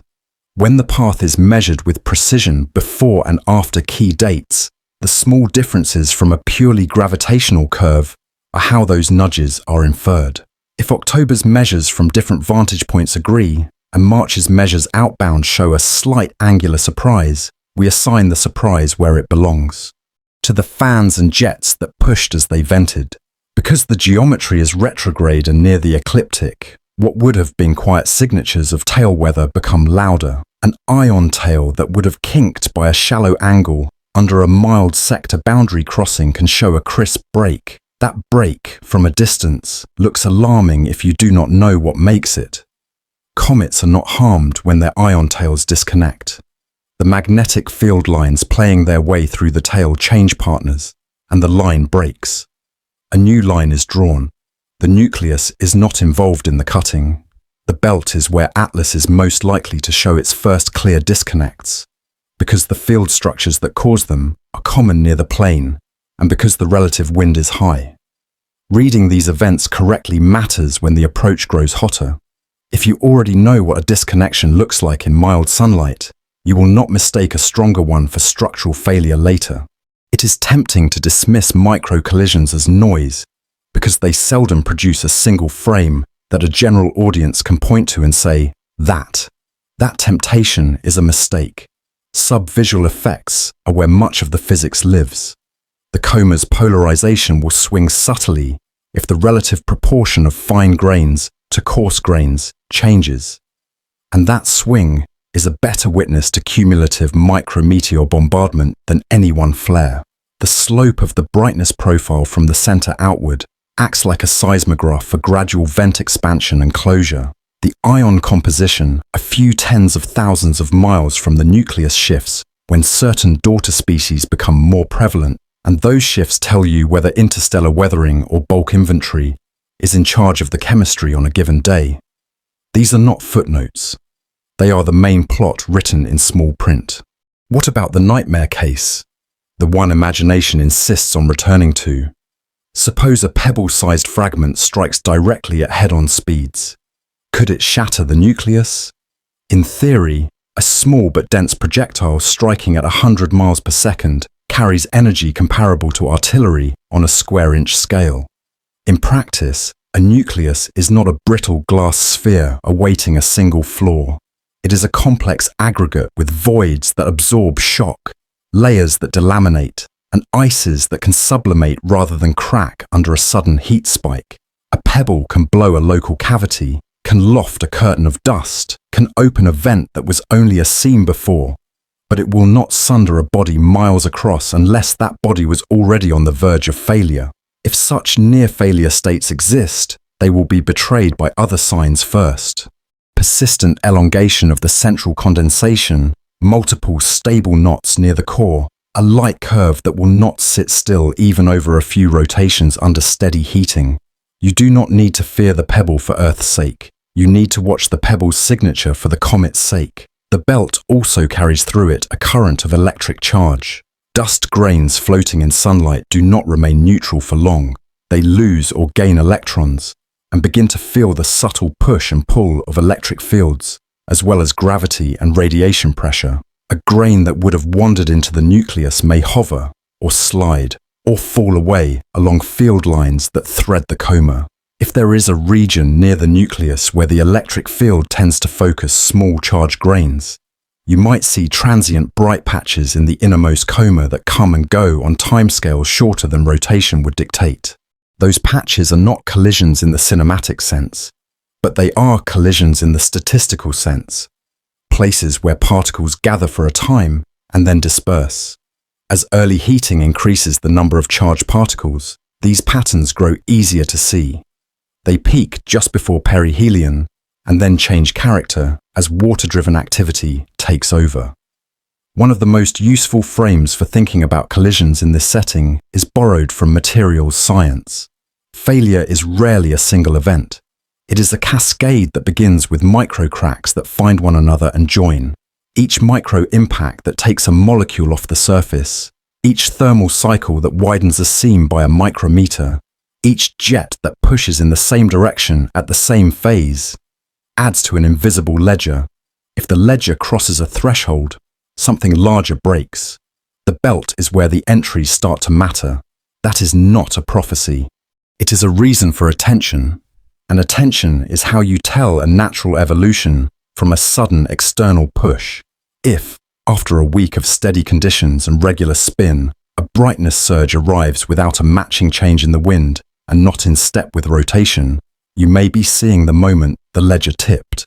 If it arrives in time with a known dust band crossing or with a recorded solar wind compression, you file it differently.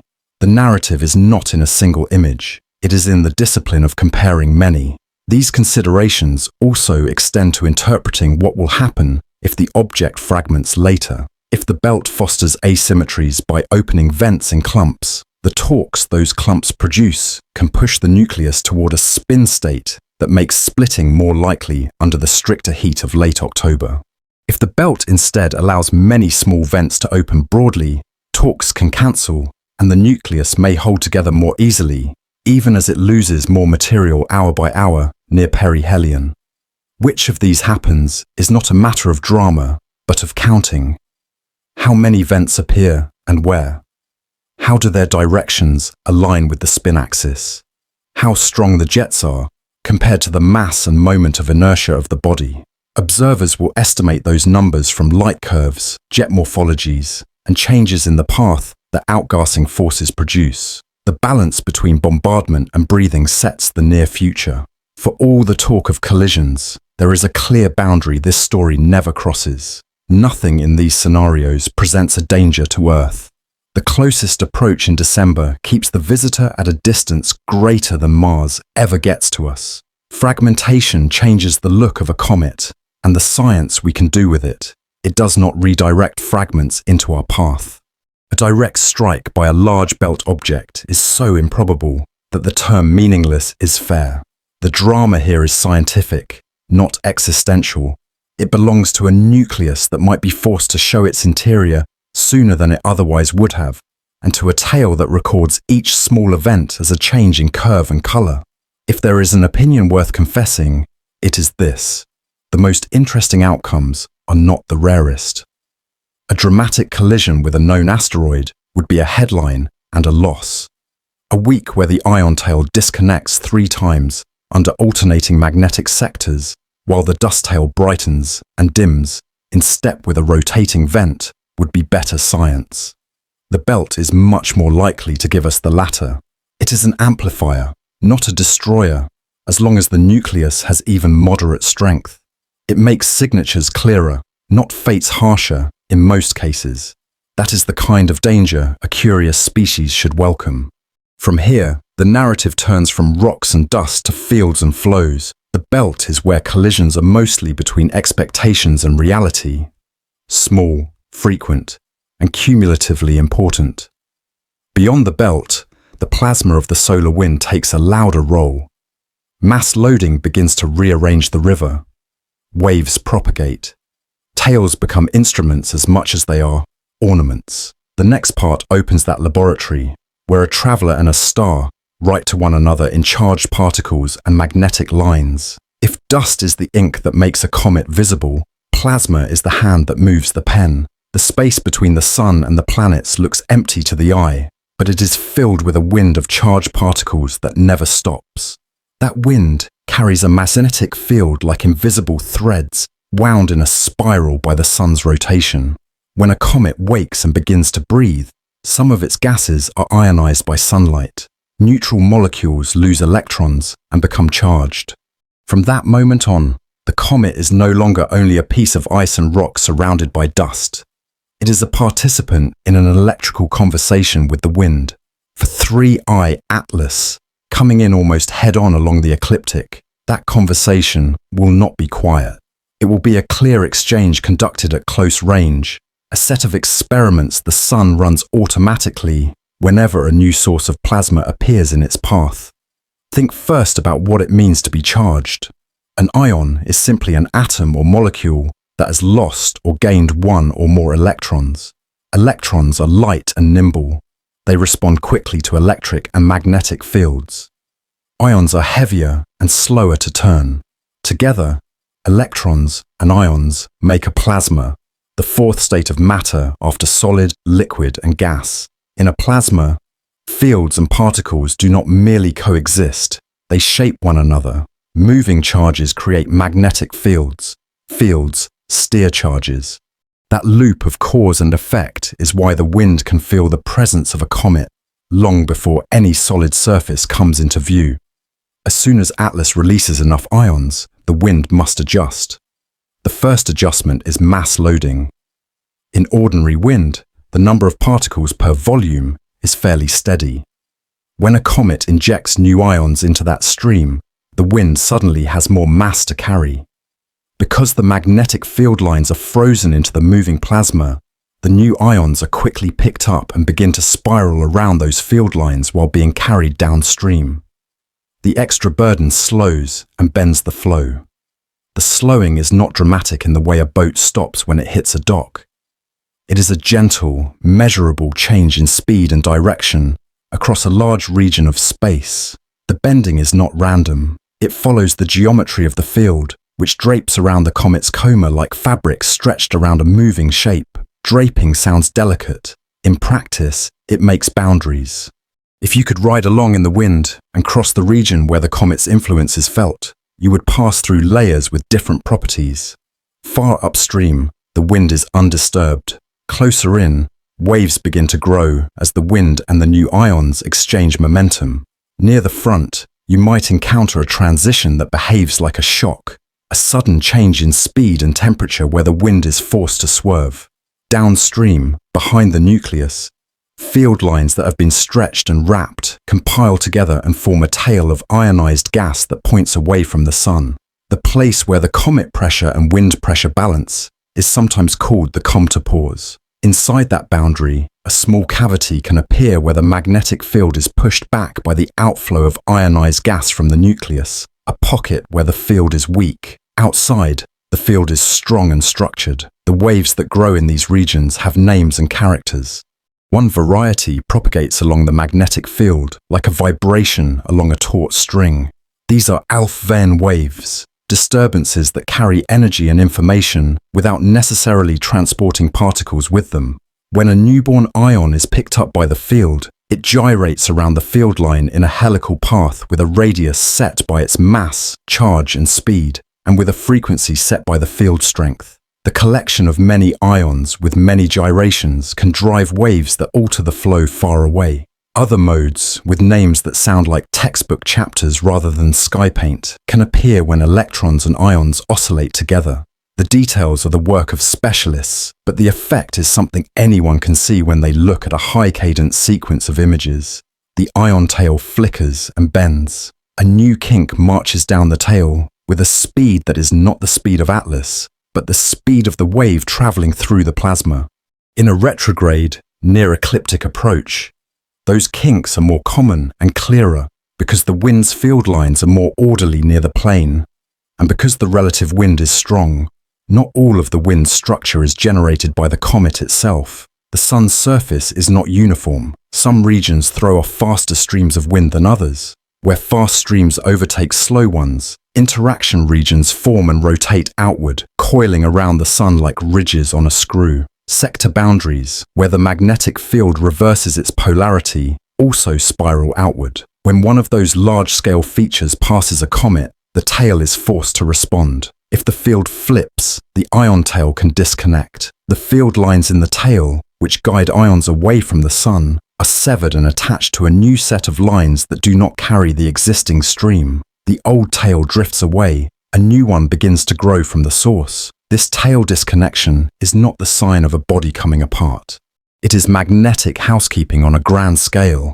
Carbon dioxide twists these interactions. In many local comets, water dominates. The ions we see most often are related to water and its fragments.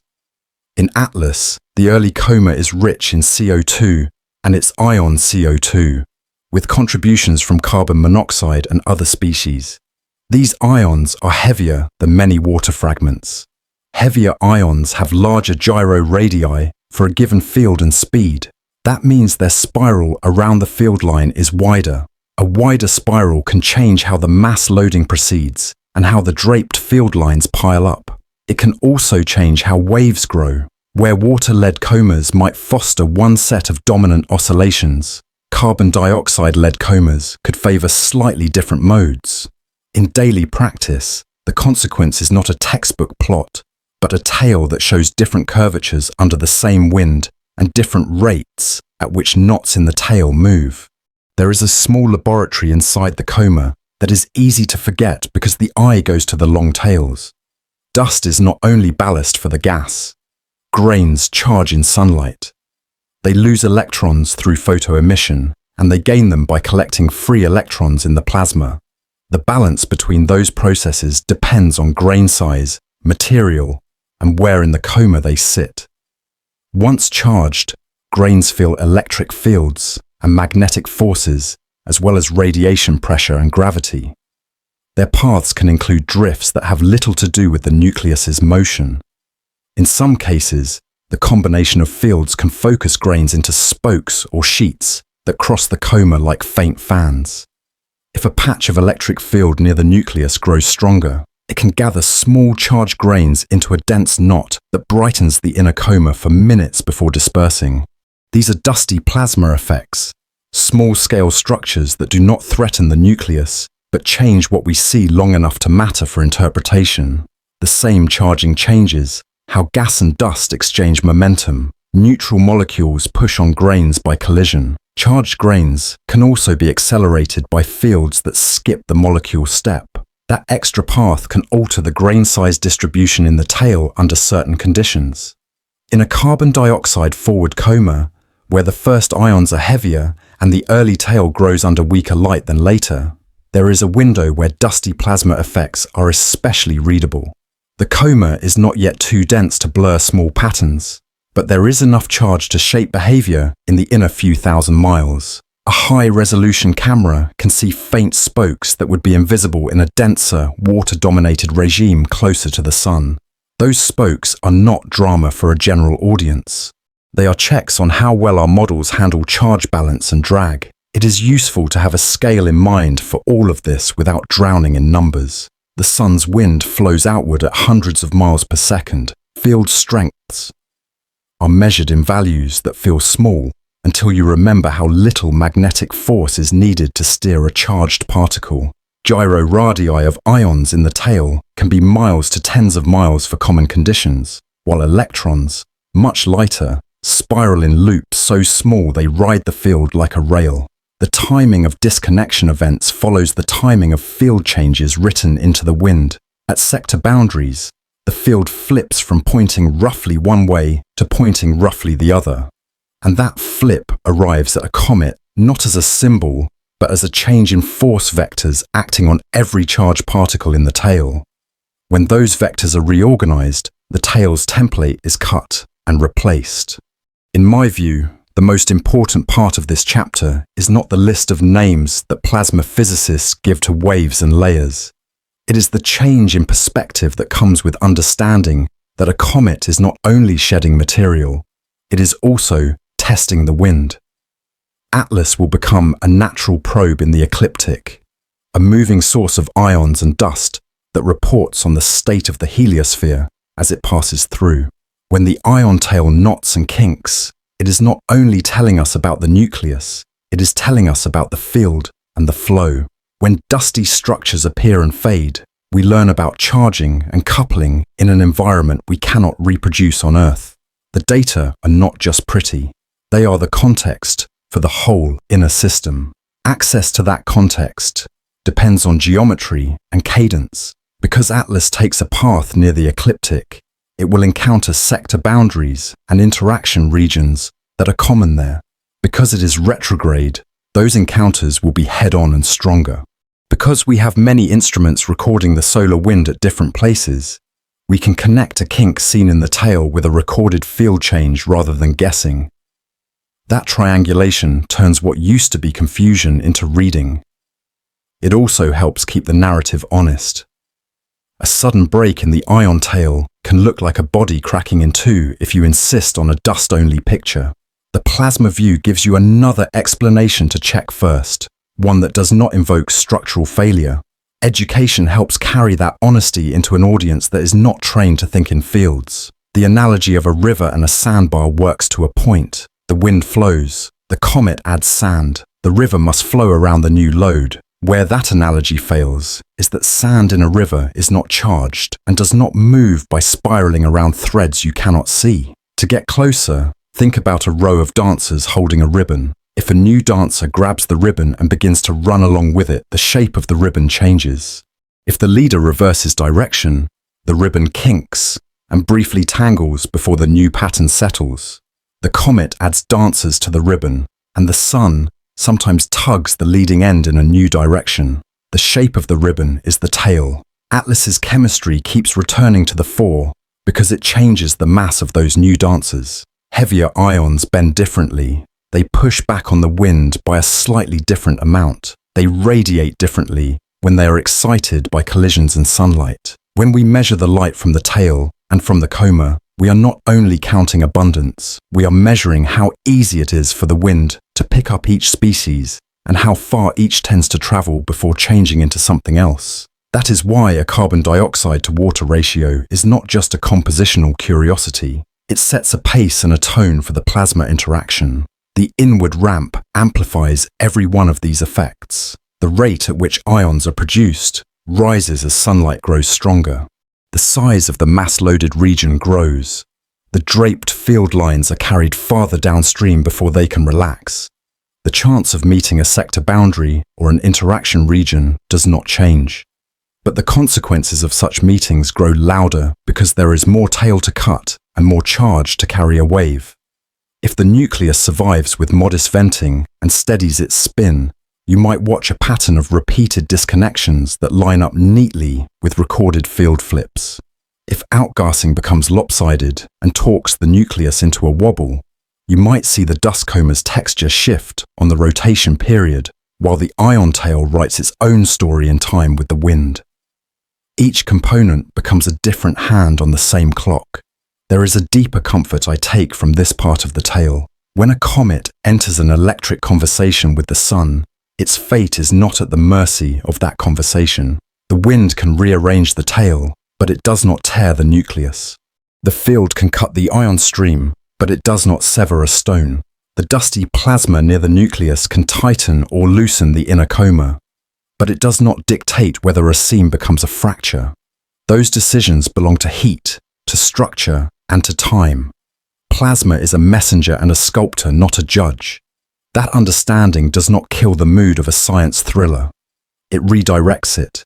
You watch the tail not as a sign of doom or survival, but as a moving chart of forces that act on every object in the inner system, planets and spacecraft, and comets alike. When we talk about the comet as a laboratory, We mean that nature is running an experiment for us under conditions we cannot build. A steady source of ions embedded in a supersonic flow with a magnetic field draped across it is difficult to conjure on Earth. Atlas will provide it for weeks. The curriculum includes how waves grow and saturate, how fields carve cavities in outflowing gas, how charged dust grains organize themselves in weak electric fields, and how a change in the solar wind upstream echoes in the shape of a tail downstream. We get all of this in a geometry that favors clarity. It is a gift disguised as a hazardous route. The next questions sit where plasma meets matter. Grains do not only charge and drift, they are also battered by micro-impacts that depend on the wind for their focusing and on heating for their consequences. Vents not only spread gas, they are also loosened by thermal stress that the plasma environment does not cause, but helps reveal. The belt's dust and the inner system's heat will push the nucleus in ways the tail faithfully records. Our attention now turns back to the surface, to what charged particles cannot show on their own. Tiny collisions, slow cracking, and the incremental changes that open paths for gas to escape will decide how the traveler looks when the sun's light is strongest. Plasma will write those decisions in visible signatures, but dust and heat will make them. The threats that matter most now are small and many. Space between Mars and the Sun is not empty. It is laced with grains of dust, from smoke-like specks to pebbles, flowing on slow inward drifts set by sunlight and collisional history. For a comet like 3I Atlas, these grains are not opponents in a duel. They are a weather pattern, persistent and impersonal, that wears on surfaces and reshapes behavior a little at a time. The fear we set aside earlier, the cinematic rock-to-rock smash, stays improbable. What takes its place is a quieter arithmetic, thermal stress opening seams, micro-impacts knocking loose crust, and the slow renegotiation of which parts of the nucleus breathe. Begin with heat. As Atlas moves inward, sunlight climbs from gentle to insistent. The outer skin warms first and expands. Interior layers lag. That mismatch creates stress that hunts old flaws. Where interstellar winters had already hardened and darkened the upper inches into a brittle rind, warming acts like a patient lever. Hairline cracks open by thousandths, then by hundredths. Vents that once leaked only a whisper can widen into jets. If the jet points persistently off-center, torque follows, changing the spin by small degrees. These are not catastrophes. They are the way a body learns to exhale under a new sun. Now add dust to the heat's agenda. A grain traveling the opposite way at high relative speed carries more energy than its size would suggest. When it strikes the surface, it sputters molecules and flecks from the outermost layer. One hit is nothing. 1,000 in the same patch over weeks behaves like a natural sandblaster, thinning a crust and revealing fresher ice beneath. That is the paradox of the belt's danger. Erosion can be a science gift. A new vent exposes interior material we want to measure, a more honest sample of chemistry from another system, rather than a weathered patina. But every gift charges a fee. More venting means more torque. More torque means a greater chance that a stable spin becomes a wobble. With wobble comes changes in lighting and heating that can encourage further cracks. Feedback loops do not ask permission before they start. The coma reflects these negotiations. In the innermost few thousand miles, the glow of dust and gas brightens and fades with rotation as vents turn toward day and then away again. Farther out, where collisions among gas molecules begin to matter, the profile smooths. From the ground, we watch for small clues. A light curve that repeats with a clean rhythm says vents are stable. New humps or plateaus arriving out of step with rotation suggest fresh openings or collapses. A persistent elongation of the central condensation can mean two bright sources are emerging, not one. The earliest hint of fragmentation. None of these signals pronounces a verdict alone. Taken together over days, they let us grade the stress the nucleus is under. Charging adds a finer texture to the same map. Dust grains acquire an electric charge under sunlight and in the plasma of the solar wind. Charged grains drift along weak electric fields near the nucleus, producing faint spokes and fans that flicker and fade. When those patterns sharpen, they tell us the near-nucleus environment is changing, even if the nucleus itself holds steady. In a carbon dioxide-led coma, where ions are heavier and early activity starts farther out, these dusty plasma effects remain visible longer than in a water-dominated case. That makes the inner coma a better seismograph for subtle changes, while the heating is still ramping. There is another hidden danger that sounds like comfort until you think it through: self-protection.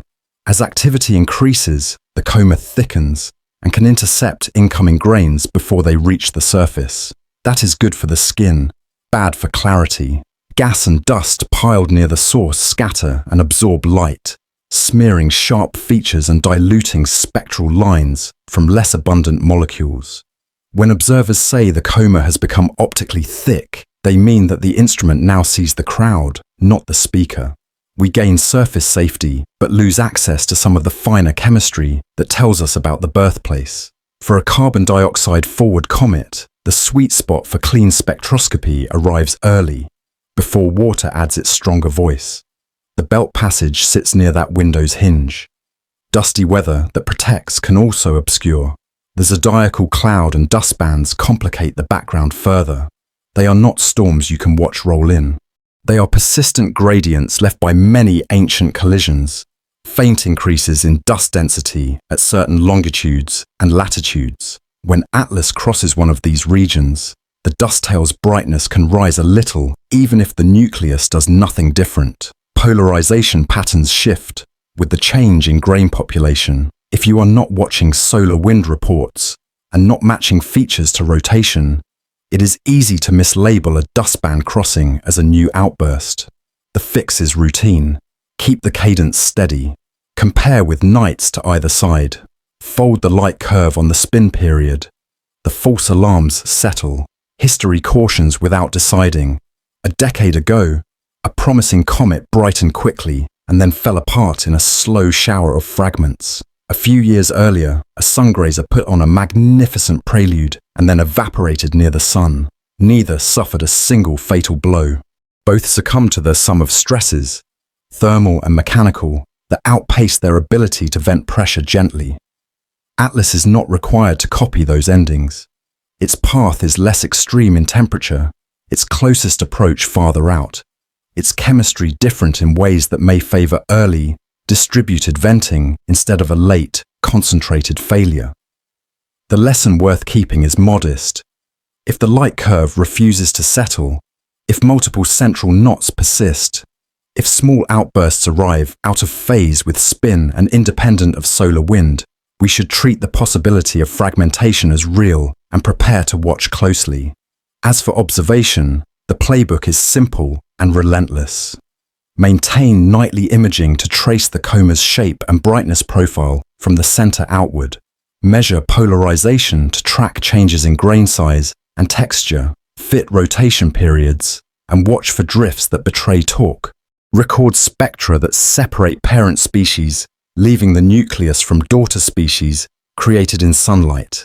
Shifts in their relative distributions tell us whether chemistry is changing at the source or in the coma. Correlate tail kinks and disconnections with the solar wind's field changes so that plasma weather is not mistaken for mechanical trouble. Where possible, add parallax from Mars in early October and angle from Venus in early November to untangle geometry from change. This is not heroism, it is bookkeeping under pressure. There is one more mechanism by which tiny encounters can become large. Think of structural failure not as a single crack, but as a network seeking a path. Micro impacts open pores. Heat widens them. Gas finds the easiest exit. If those exits cluster in a hemisphere, torque builds in the same direction every spin. As the axis tips, sunlight falls on new slopes and deepens existing vents. The process can stall if new vents open on the opposite side and cancel the torque. It can accelerate if the same side keeps winning. The difference between stalling and accelerating often comes down to randomness early and reinforcement later. That is why the belt, with its gentle but long preheating, matters by much. It sets the initial pattern. For viewers at home, the practical message: stay calm. None of these small risks changes Earth's safety. The closest the visitor comes in December keeps it farther from us than Mars at its nearest. Even if the nucleus fractures into a family of pieces, their paths remain the same hyperbolic arc out of the system. What changes is what we can learn and how quickly we must learn it. A single, intact nucleus holds a stratigraphy of chemistry that can be teased apart over weeks. A swarm of fragments releases interior material all at once, bright and generous and fleeting, then fades. Both outcomes are valuable. One teaches slowly through structure, the other offers access at the price of order. My view is that the most instructive outcome is somewhere between. If the belt's dusty weather acts as a natural drill that opens several vents without forcing a split, we will get deeper samples while preserving the nucleus's coherence, long enough to watch the inner approach play out. If instead a cluster of vents conspires to push the spin toward instability, we may witness a staged breakup that reveals composition layer by layer. Either path answers the question we came to ask about interstellar chemistry. Either path leaves Earth untouched. From here, the narrative turns to a different kind of speculation, one that belongs to curiosity rather than fear. Some have asked whether an object like this could be guided, whether anomalies in motion and timing might hint at intent. The next section treats that thought experiment with the respect it deserves and the skepticism it requires, because the measure of a claim is not how exciting it sounds, but how much evidence it brings. The question arrives as a whisper because it always does. What if this is not only a comet? A traveler on a hyperbolic arc, retrograde and well-timed for our instruments, a chemistry that leans hard on carbon dioxide, a schedule that threads past Mars and then by Venus. It is tempting to read intention into geometry and personality into spectra. Temptation is not a fault. It is a cue to do the work. A thought experiment earns its keep when it tells us what to look for and what would count. Begin with the kind of signatures that would raise the bar from curiosity to cause. Technology leaves narrowband fingerprints. A steady, coherent radio tone at a frequency not explained by natural mazes and not coincident with our own transmitters would be one. Modulated signals that repeat with structure beyond simple rotation harmonics would be another. You would also ask for accelerations that are sustained, directional, and inconsistent with outgassing, with thrust vectors that do not track solar heating or jet geometry, and that persist across rotation phases. Thermal behavior would join the list. Surfaces that hold temperatures as if regulated. Glints that repeat like specular reflections off broad, flat facets instead of dusty jets. Silhouettes that stay geometric under changing viewing angles. Spectra could help too. Isotope ratios that make no sense under known stellar nucleosynthesis. Materials that reflect in a way that belongs to alloys rather than rock and ice. Then there are companions. If small objects were released on precise paths, keeping formations or acting as repeaters, you would not need romance to say so. The sky would speak in the language of orbits. Once you enumerate those tests, you can set them next to what we have. Atlas is active in the ordinary way. Comets are active. It has a coma that grows as sunlight increases. It builds a dust tail that curves with radiation pressure and an ion tail that points away from the sun and kinks when the magnetic field in the wind tells it to kink. The non-gravitational forces we infer so far come from jets that behave as vents behave, turning on and off with rotation, drawing gentle thrust in directions that make sense for carbon dioxide first outgassing. The spectra show lines where carbon dioxide and water belong, with the balance shifted toward the former more than we are used to. The light curve carries rotational signatures and small outbursts that fit with vents widening, not with a machine changing thrust. High-resolution imaging finds jets and fans and the occasional spiral, not flat panels or hard-edged shapes that hold against perspective. Multi-instrument radio monitoring has turned up no coherent carriers, only the weak thermal and non-thermal emissions you expect from a gassy halo and a plasma tail. If there are companions, they are dust knots and daughter condensations in the coma, not shepherds with station keeping. That list does not prove the negative. It sets the burden of proof on extraordinary claims and finds that the burden has not been met. A short lesson from statistics-heavy work helps here. Extraordinary claims demand evidence that moves a priori.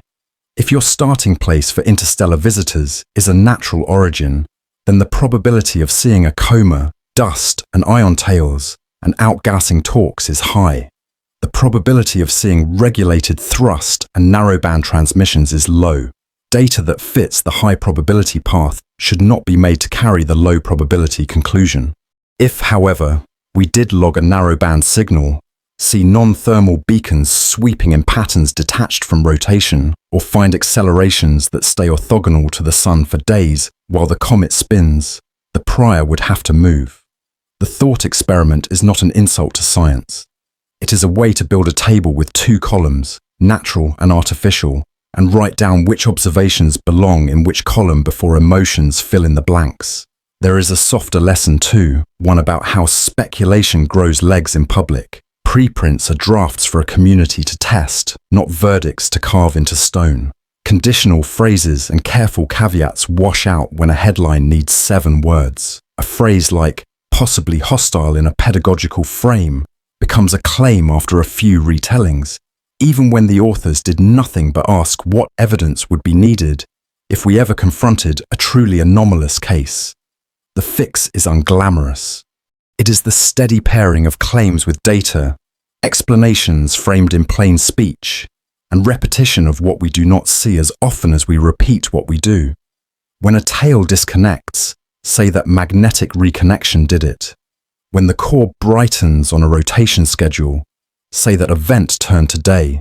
When a slight path change appears months later, say that gentle thrust from outgassing pushed that way all along. An educational detour makes the next points easier to hold. Outgassing can and does produce measurable accelerations. Gas leaving a surface carries momentum. If vents are not symmetrical about the center of mass, a push remains after opposite jets cancel what they can.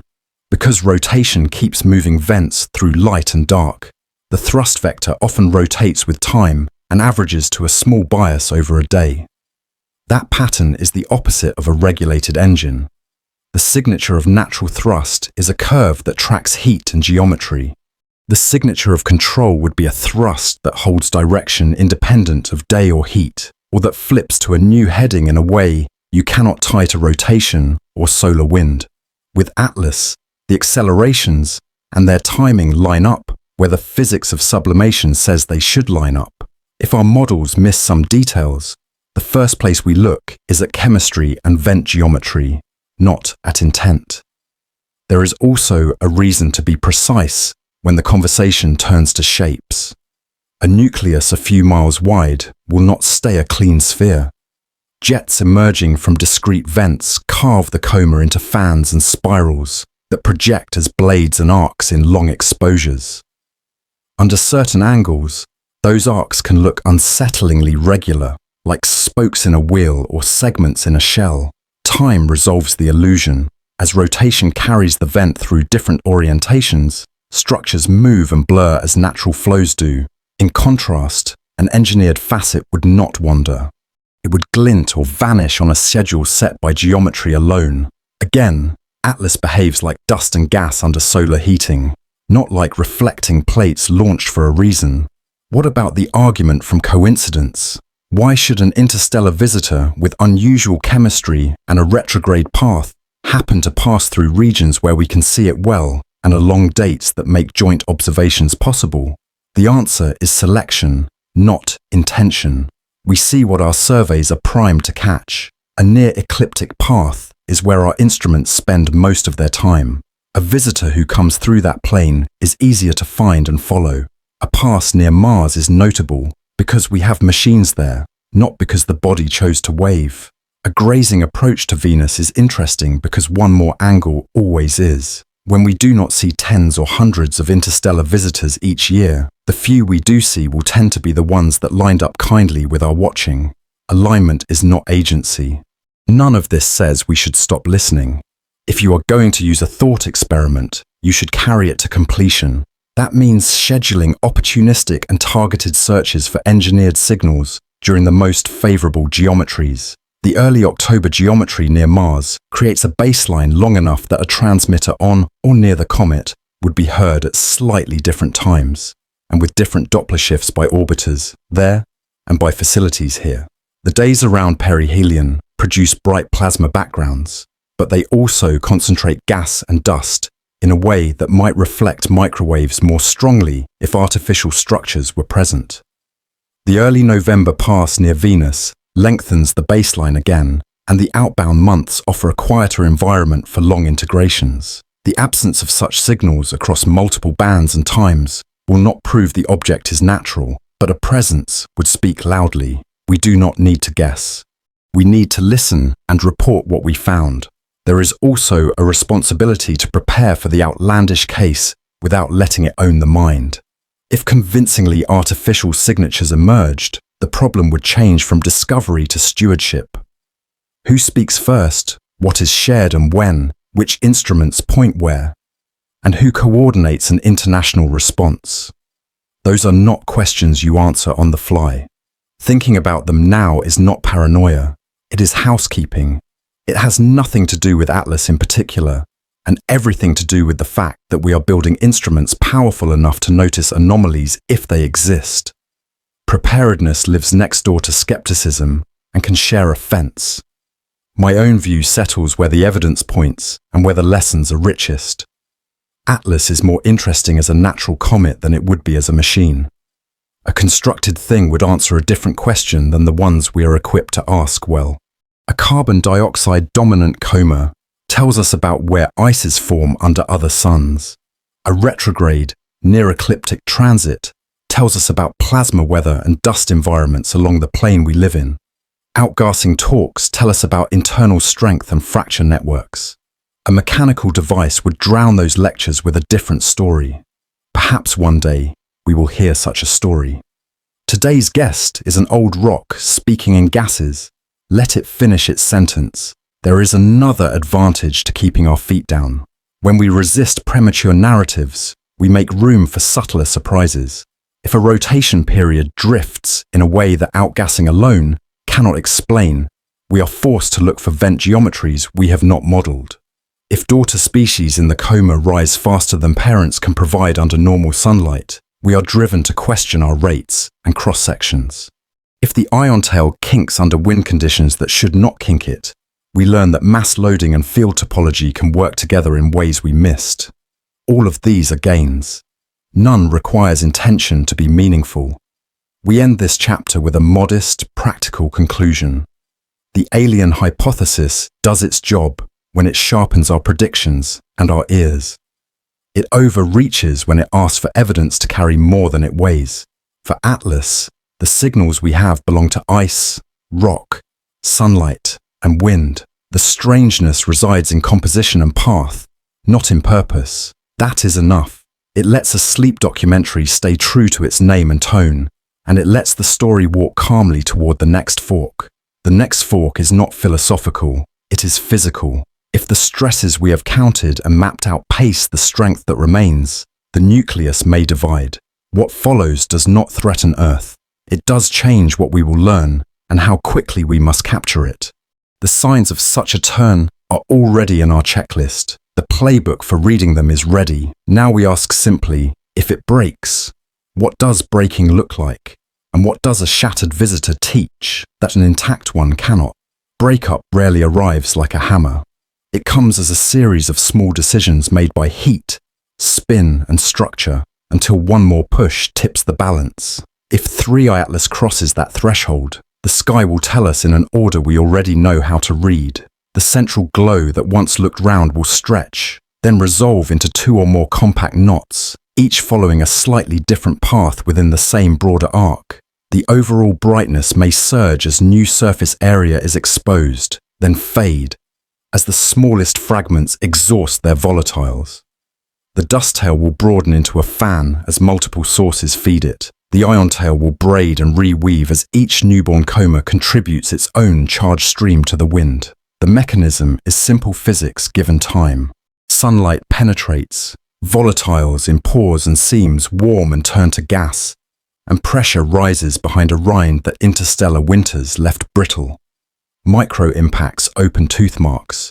Torques from lopsided vents shift the spin just enough to change how daylight falls.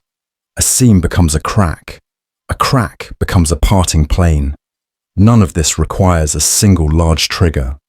It is a cascade that starts quietly and ends with pieces coasting apart at walking speeds compared to the comet's flight.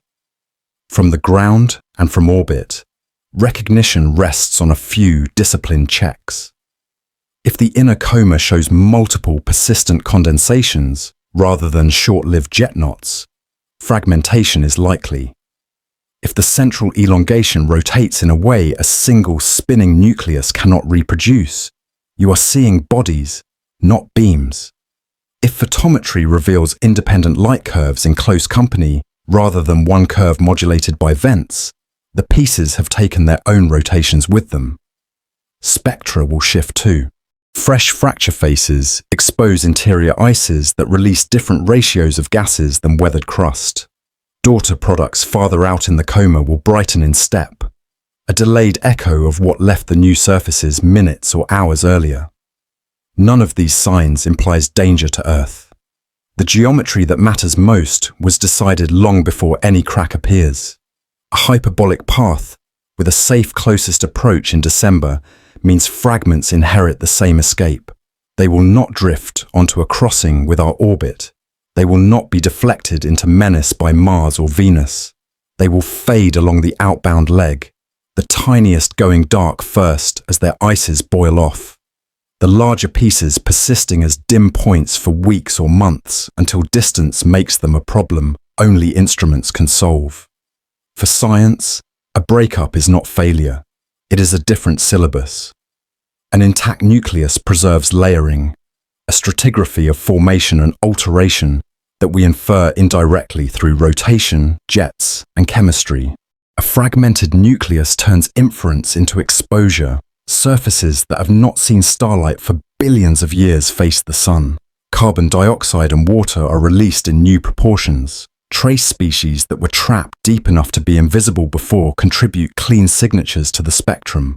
Grain properties change as larger clasts are freed. Polarization swings because texture and size evolve in the dust we can finally reach. If your goal is to sample interstellar chemistry, a managed rupture under watchful eyes is a windfall. The management is observation, not intervention. Keep cadence high around perihelion and in the weeks after. Imagine the inner coma with enough resolution to separate cores by a few hundred miles at the comet's distance. Track each condensation with astrometry fine enough to measure the tiny relative velocities, feet per second, that chart how the pieces separate.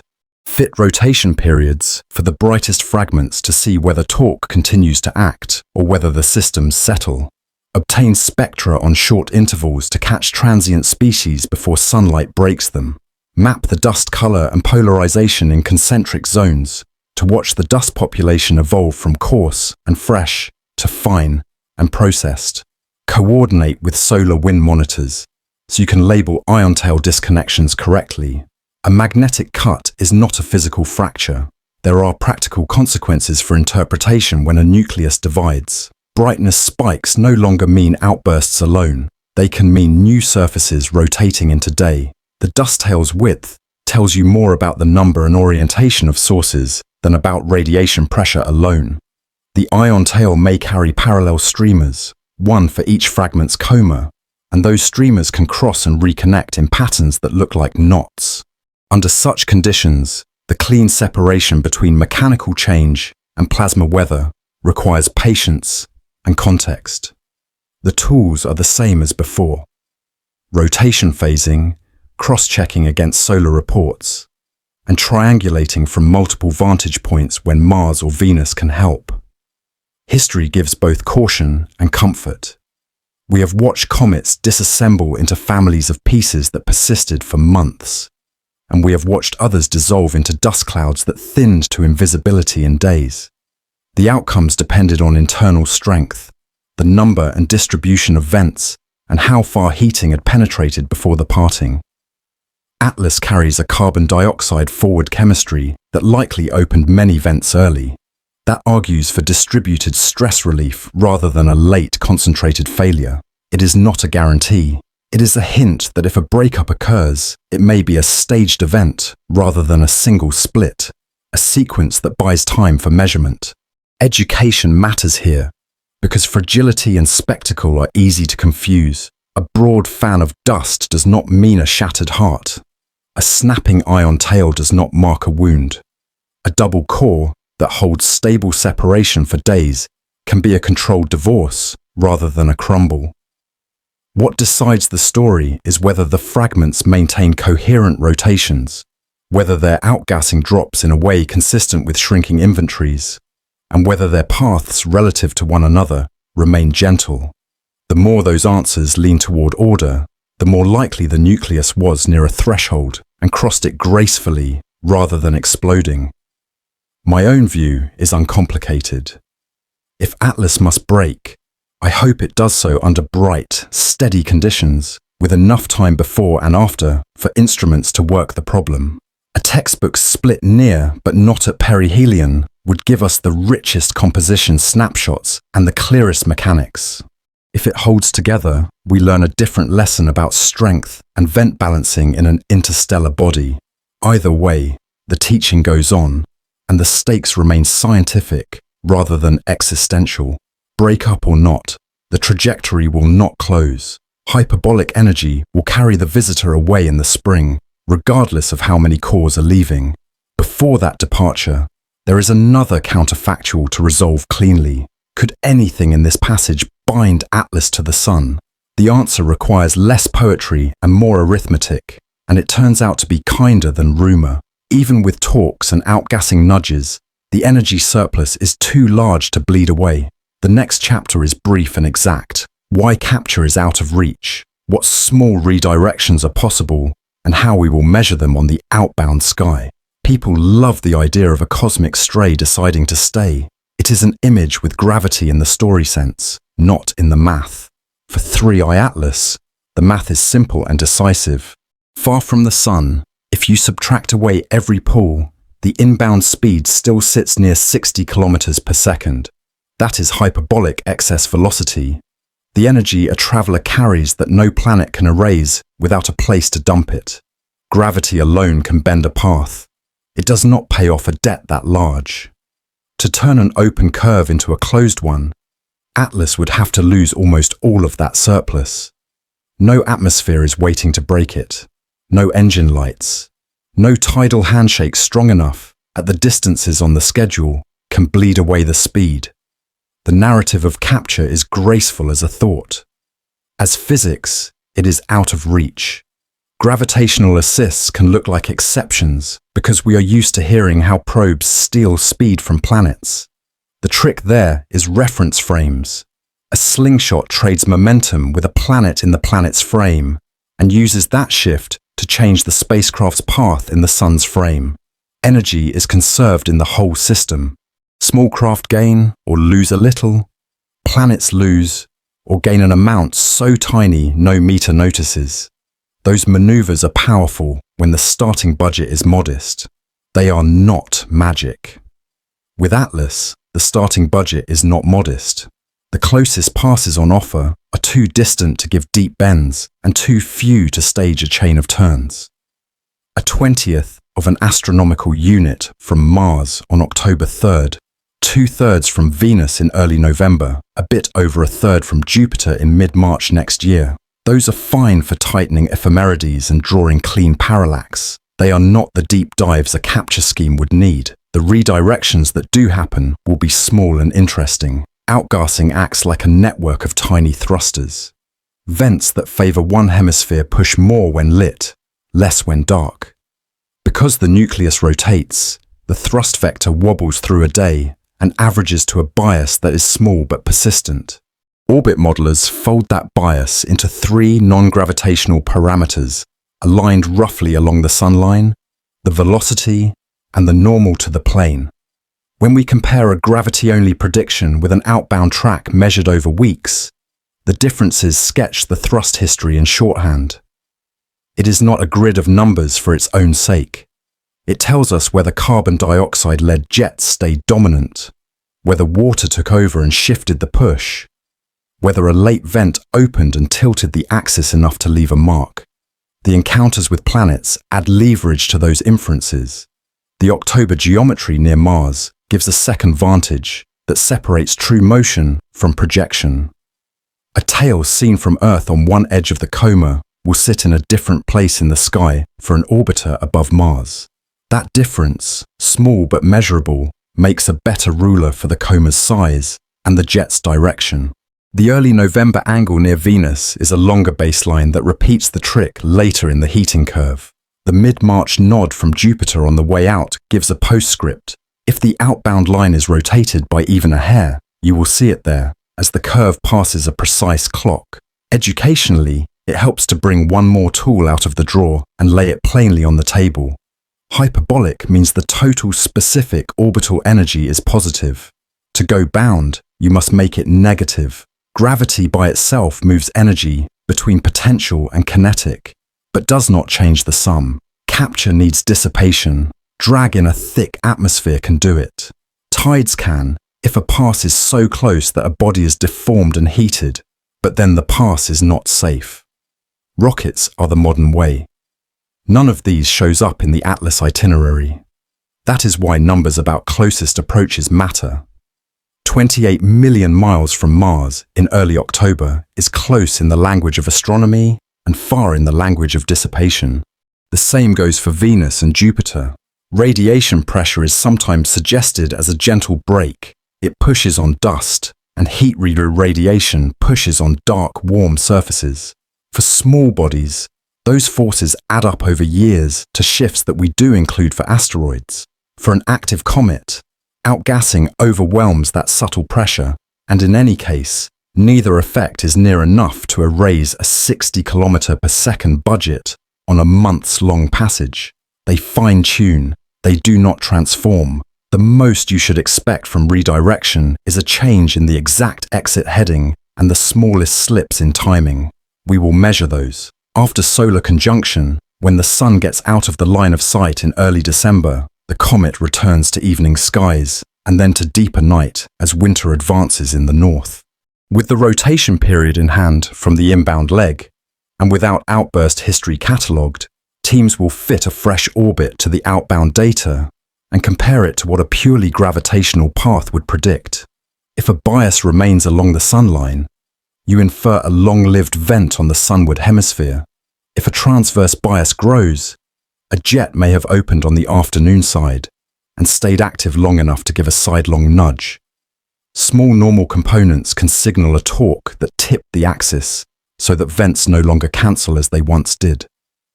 Each component is a sentence fragment, but when you quote all three, you can say something coherent about how the nucleus breathed. Safety does not change with any of this. The closest approach to Earth sits in December at roughly 1.8 astronomical units, a distance that keeps this whole episode in the realm of astronomy rather than alarm.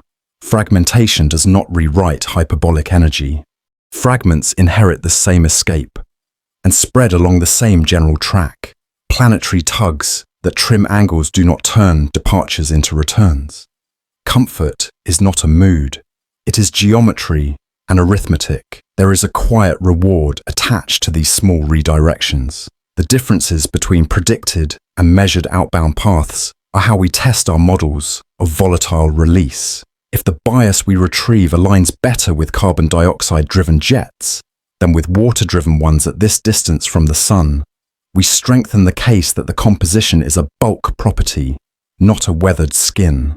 If the bias changes sign near the time water took over in other comets, we learn something about how layering and porosity mix in an interstellar nucleus. Redirection, in that sense, is a diagnostic, not a drama. My own view is that we should enjoy the precision this chapter allows. There are a few places in space where the numbers themselves feel like narrative. Tracking a traveler by arcseconds and finding a whisper of push folded into its outbound line, is one of them. It does not call for metaphors of capture or escape beyond the ones the equations provide. It calls for patience and good clocks. From here, the story widens. One visitor invites romance. Many visitors force us to build habits. A new survey era is about to make that shift inevitable. From rare guests we name to a flow of objects we catalogue and coordinate around. The next part is about waking up, how more frequent discoveries will change our questions and tools, from night-to-night pipelines and machine learning to rapid intercept ideas and the web of amateurs that already stitches our sky together. One comet cannot carry a decade, but a decade can be shaped by one comet. 3i Atlas is not only an object, it is a rehearsal for a busier sky. The tools we've built are approaching a threshold. Soon, the question will shift from can we catch a messenger to how many can we handle at once. That shift is not about drama. It is about habits, pipelines, and the quiet discipline of turning a flash of discovery into weeks of clean science without losing sleep or signal. The hinge is a new eye on the southern sky that will image vast fields again and again, night after night. A survey that returns to the same patches every few evenings changes what counts as rare. Small, faint objects that would have slipped through yesterday's cadence become routine tomorrow. Interstellar visitors, once accidents of timing and luck, move toward the status of expected guests. Conservative estimates speak in ones and twos per year once the system reaches stride. Optimists think in dozens. The exact rate will depend on how the true size distribution shakes out, how dark the average surface is, and how the geometry of arrivals aligns with weather and moonlight. Whatever the number, the posture must change from bespoke to standard. Standard does not mean dull, it means ready. When a new streak is flagged as moving strangely fast against background stars, the first minutes decide how much the next months can deliver. Software must recognize odd motion and push an alert before the trail fades. A broker must sort that alert against thousands of other candidates and elevate it to instruments that can follow up while it is still dark at other longitudes. Small telescopes with wide fields verify motion. Larger ones take a first spectrum to learn whether the point is breathing gas or remaining inert. From the start, the cadence is a relay, not a solo. Machine learning earns its keep here by being specific. A good system does not only say anomaly, it says this is consistent with a hyperbolic track given 3 nights of data. Here's a preliminary speed and direction. Here's a confidence score. It also remembers history. If a camera has a bias that makes hot pixels masquerade as movers at a particular temperature, the model knows and compensates. If a field suffers from repeating ghosts near bright stars, the model marks them and moves on. Then, when a real messenger arrives, the false alarms stay down and the right target gets the call. Scheduling becomes another instrument in this orchestra. We need calendars that bend without breaking, a comet that wakes early in carbon dioxide, a retrograde arc that sits near the ecliptic, a pass by Mars that offers parallax, a safe but distant closest approach in December. Each detail is a chance for coordination if we can clear time. Planetary missions, solar observatories, ground arrays, and backyard rigs all live on different clocks. A wake-up culture knows who to ping, how to ask, and which windows matter most. It also knows when to step back and let a local night pass to a partner with better weather. Data stewardship is not decorative. A single well-observed visitor generates enormous volumes, imaging stacks with minute cadence, spectra in multiple bands, polarization sequences, magnetometer logs, solar wind readings, and the products of models that assimilate all of it. The archive must be searchable by more than name and date. It must allow a student a year from now to ask for every ion-tail disconnection recorded within 2 days of a solar field flip, or for every instance when an inner coma polarization swing exceeded a threshold while the light curve stayed flat. That kind of query turns a single event into a dataset that can teach beyond its season. Education is not a press release. It is the quiet work of making sure that a tail breaking is understood as magnetic housekeeping, and that a brightening that repeats with rotation is recognized as a vent turning toward day. Words like hyperbolic, eccentricity, sector boundary, and mass loading can be explained without draining them of precision. A wake-up era will need explainers who speak plainly and well, not only to calm speculation, but to widen the circle of people who can help. A high school astronomy club with a modest instrument can contribute meaningful frames if it knows exactly what to watch and when. A podcast can prime a community to expect interstellar visitors that are beautiful, unthreatening, and instructive. Amateur networks are not an afterthought. They are coverage. Professional instruments snap when they can. Weather and schedules create gaps. A distributed web of small apertures can fill those gaps, catch a short-lived outburst, or confirm a kink in the tail while a larger telescope slews, with steady guidance on exposure times, filters, and cadence. 1,000 small observatories can stitch a time-lapse. The world's largest mirror cannot. In return, amateurs deserve real-time access to the alert stream and honest credit when their frames become part of the record. That bargain is more than etiquette. It is bandwidth. Rapid response is not only optical. Radio arrays can listen for narrowband signals during geometries that separate the visitor from Earth's noise. Even if technology is not the expectation, a null result in well-chosen windows is a useful constraint. Solar monitors should mark sector boundaries and interaction regions so that tail events can be matched to upstream drivers. Spacecraft near Mars or Venus can plan opportunistic looks when a visitor passes within tens of millions of miles, trading a few minutes of instrument time for parallax that tightens orbits and decodes jet geometry. None of these are hero moves. They are small, timed acts that add up. Interceptors are the part of the conversation that makes eyes widen, and for good reason. If visitors become regular, waiting years to design, build, and launch a probe for a single object will feel like a delay rather than prudence. Concepts are on the table that favor readiness over custom. A small spacecraft loitering near Earth-Moon L1 or L2 could sprint on short notice with a solid-state imager, a compact spectrograph, and a dust analyzer, meeting a new target at modest closing speeds. Solar sails add reach without propellant. Ride shares spread the cost. The engineering is not trivial, but it is not outlandish either. The hardest part is commitment to a posture. Keep something fueled, cold, and awake for when a messenger appears.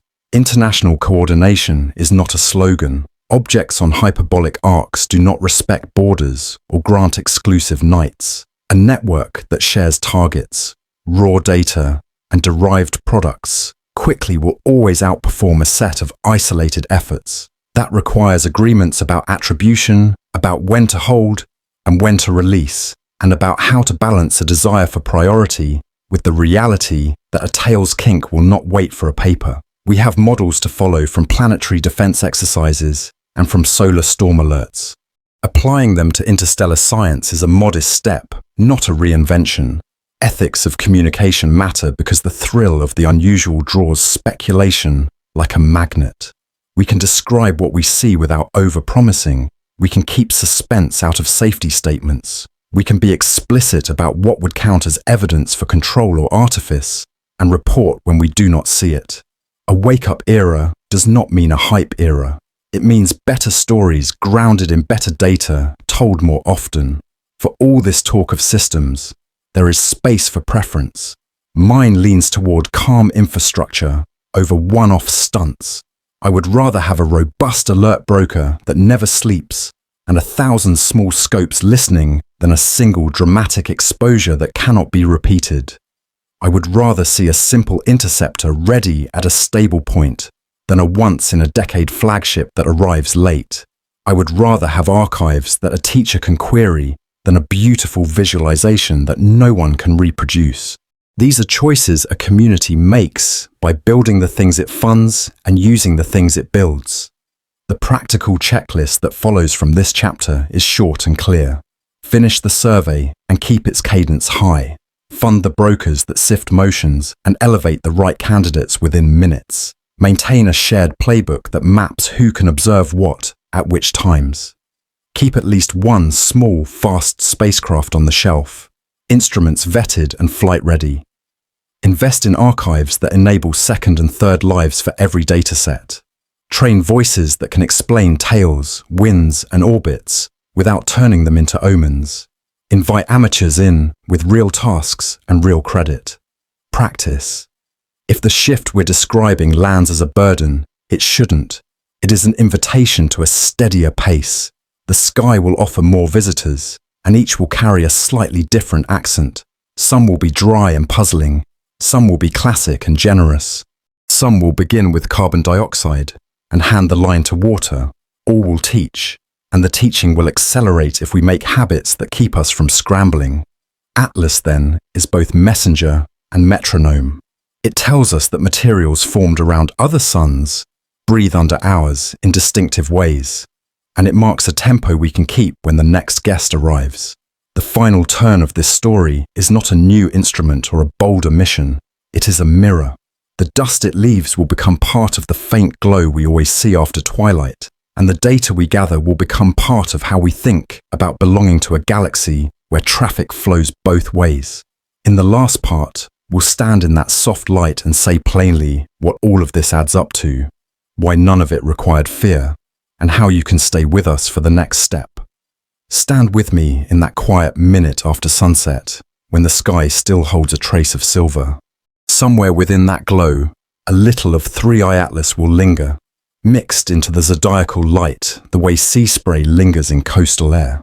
The journey we followed was never about danger to Earth. It was about watching an interstellar body breathe under our sun, learning how carbon dioxide leads and water follows, how plasma cuts and reweaves a tail, how dust and heat write in small strokes what geometry sketches in long lines. Along the way, we proved a calm point. Visitors can be strange without being ominous, and the evidence for intention must always outweigh the appetite for it. There is a simple lesson I hope stays with you. Bound or unbound, every traveler teaches us how materials circulate between stars. A hyperbolic path does not end the story. It extends it, carrying a sample of our wind outward while leaving a few grains behind. In that sense, the solar system is not a cul-de-sac. It is a junction on a galactic road network, and we are participants, not bystanders. My own view is steady. The next era, with surveys that sweep the sky and communities that respond in concert, will make moments like this feel familiar. Familiar does not mean dull, it means ready. If this film helped you hear the difference between spectacle and signal, between rumor and record, then the mirror did its work. If you want more of this slow, careful wonder, subscribe, share the story, and tell me what you noticed most. The sky will send another messenger soon. Let's be there, rested and curious when it arrives.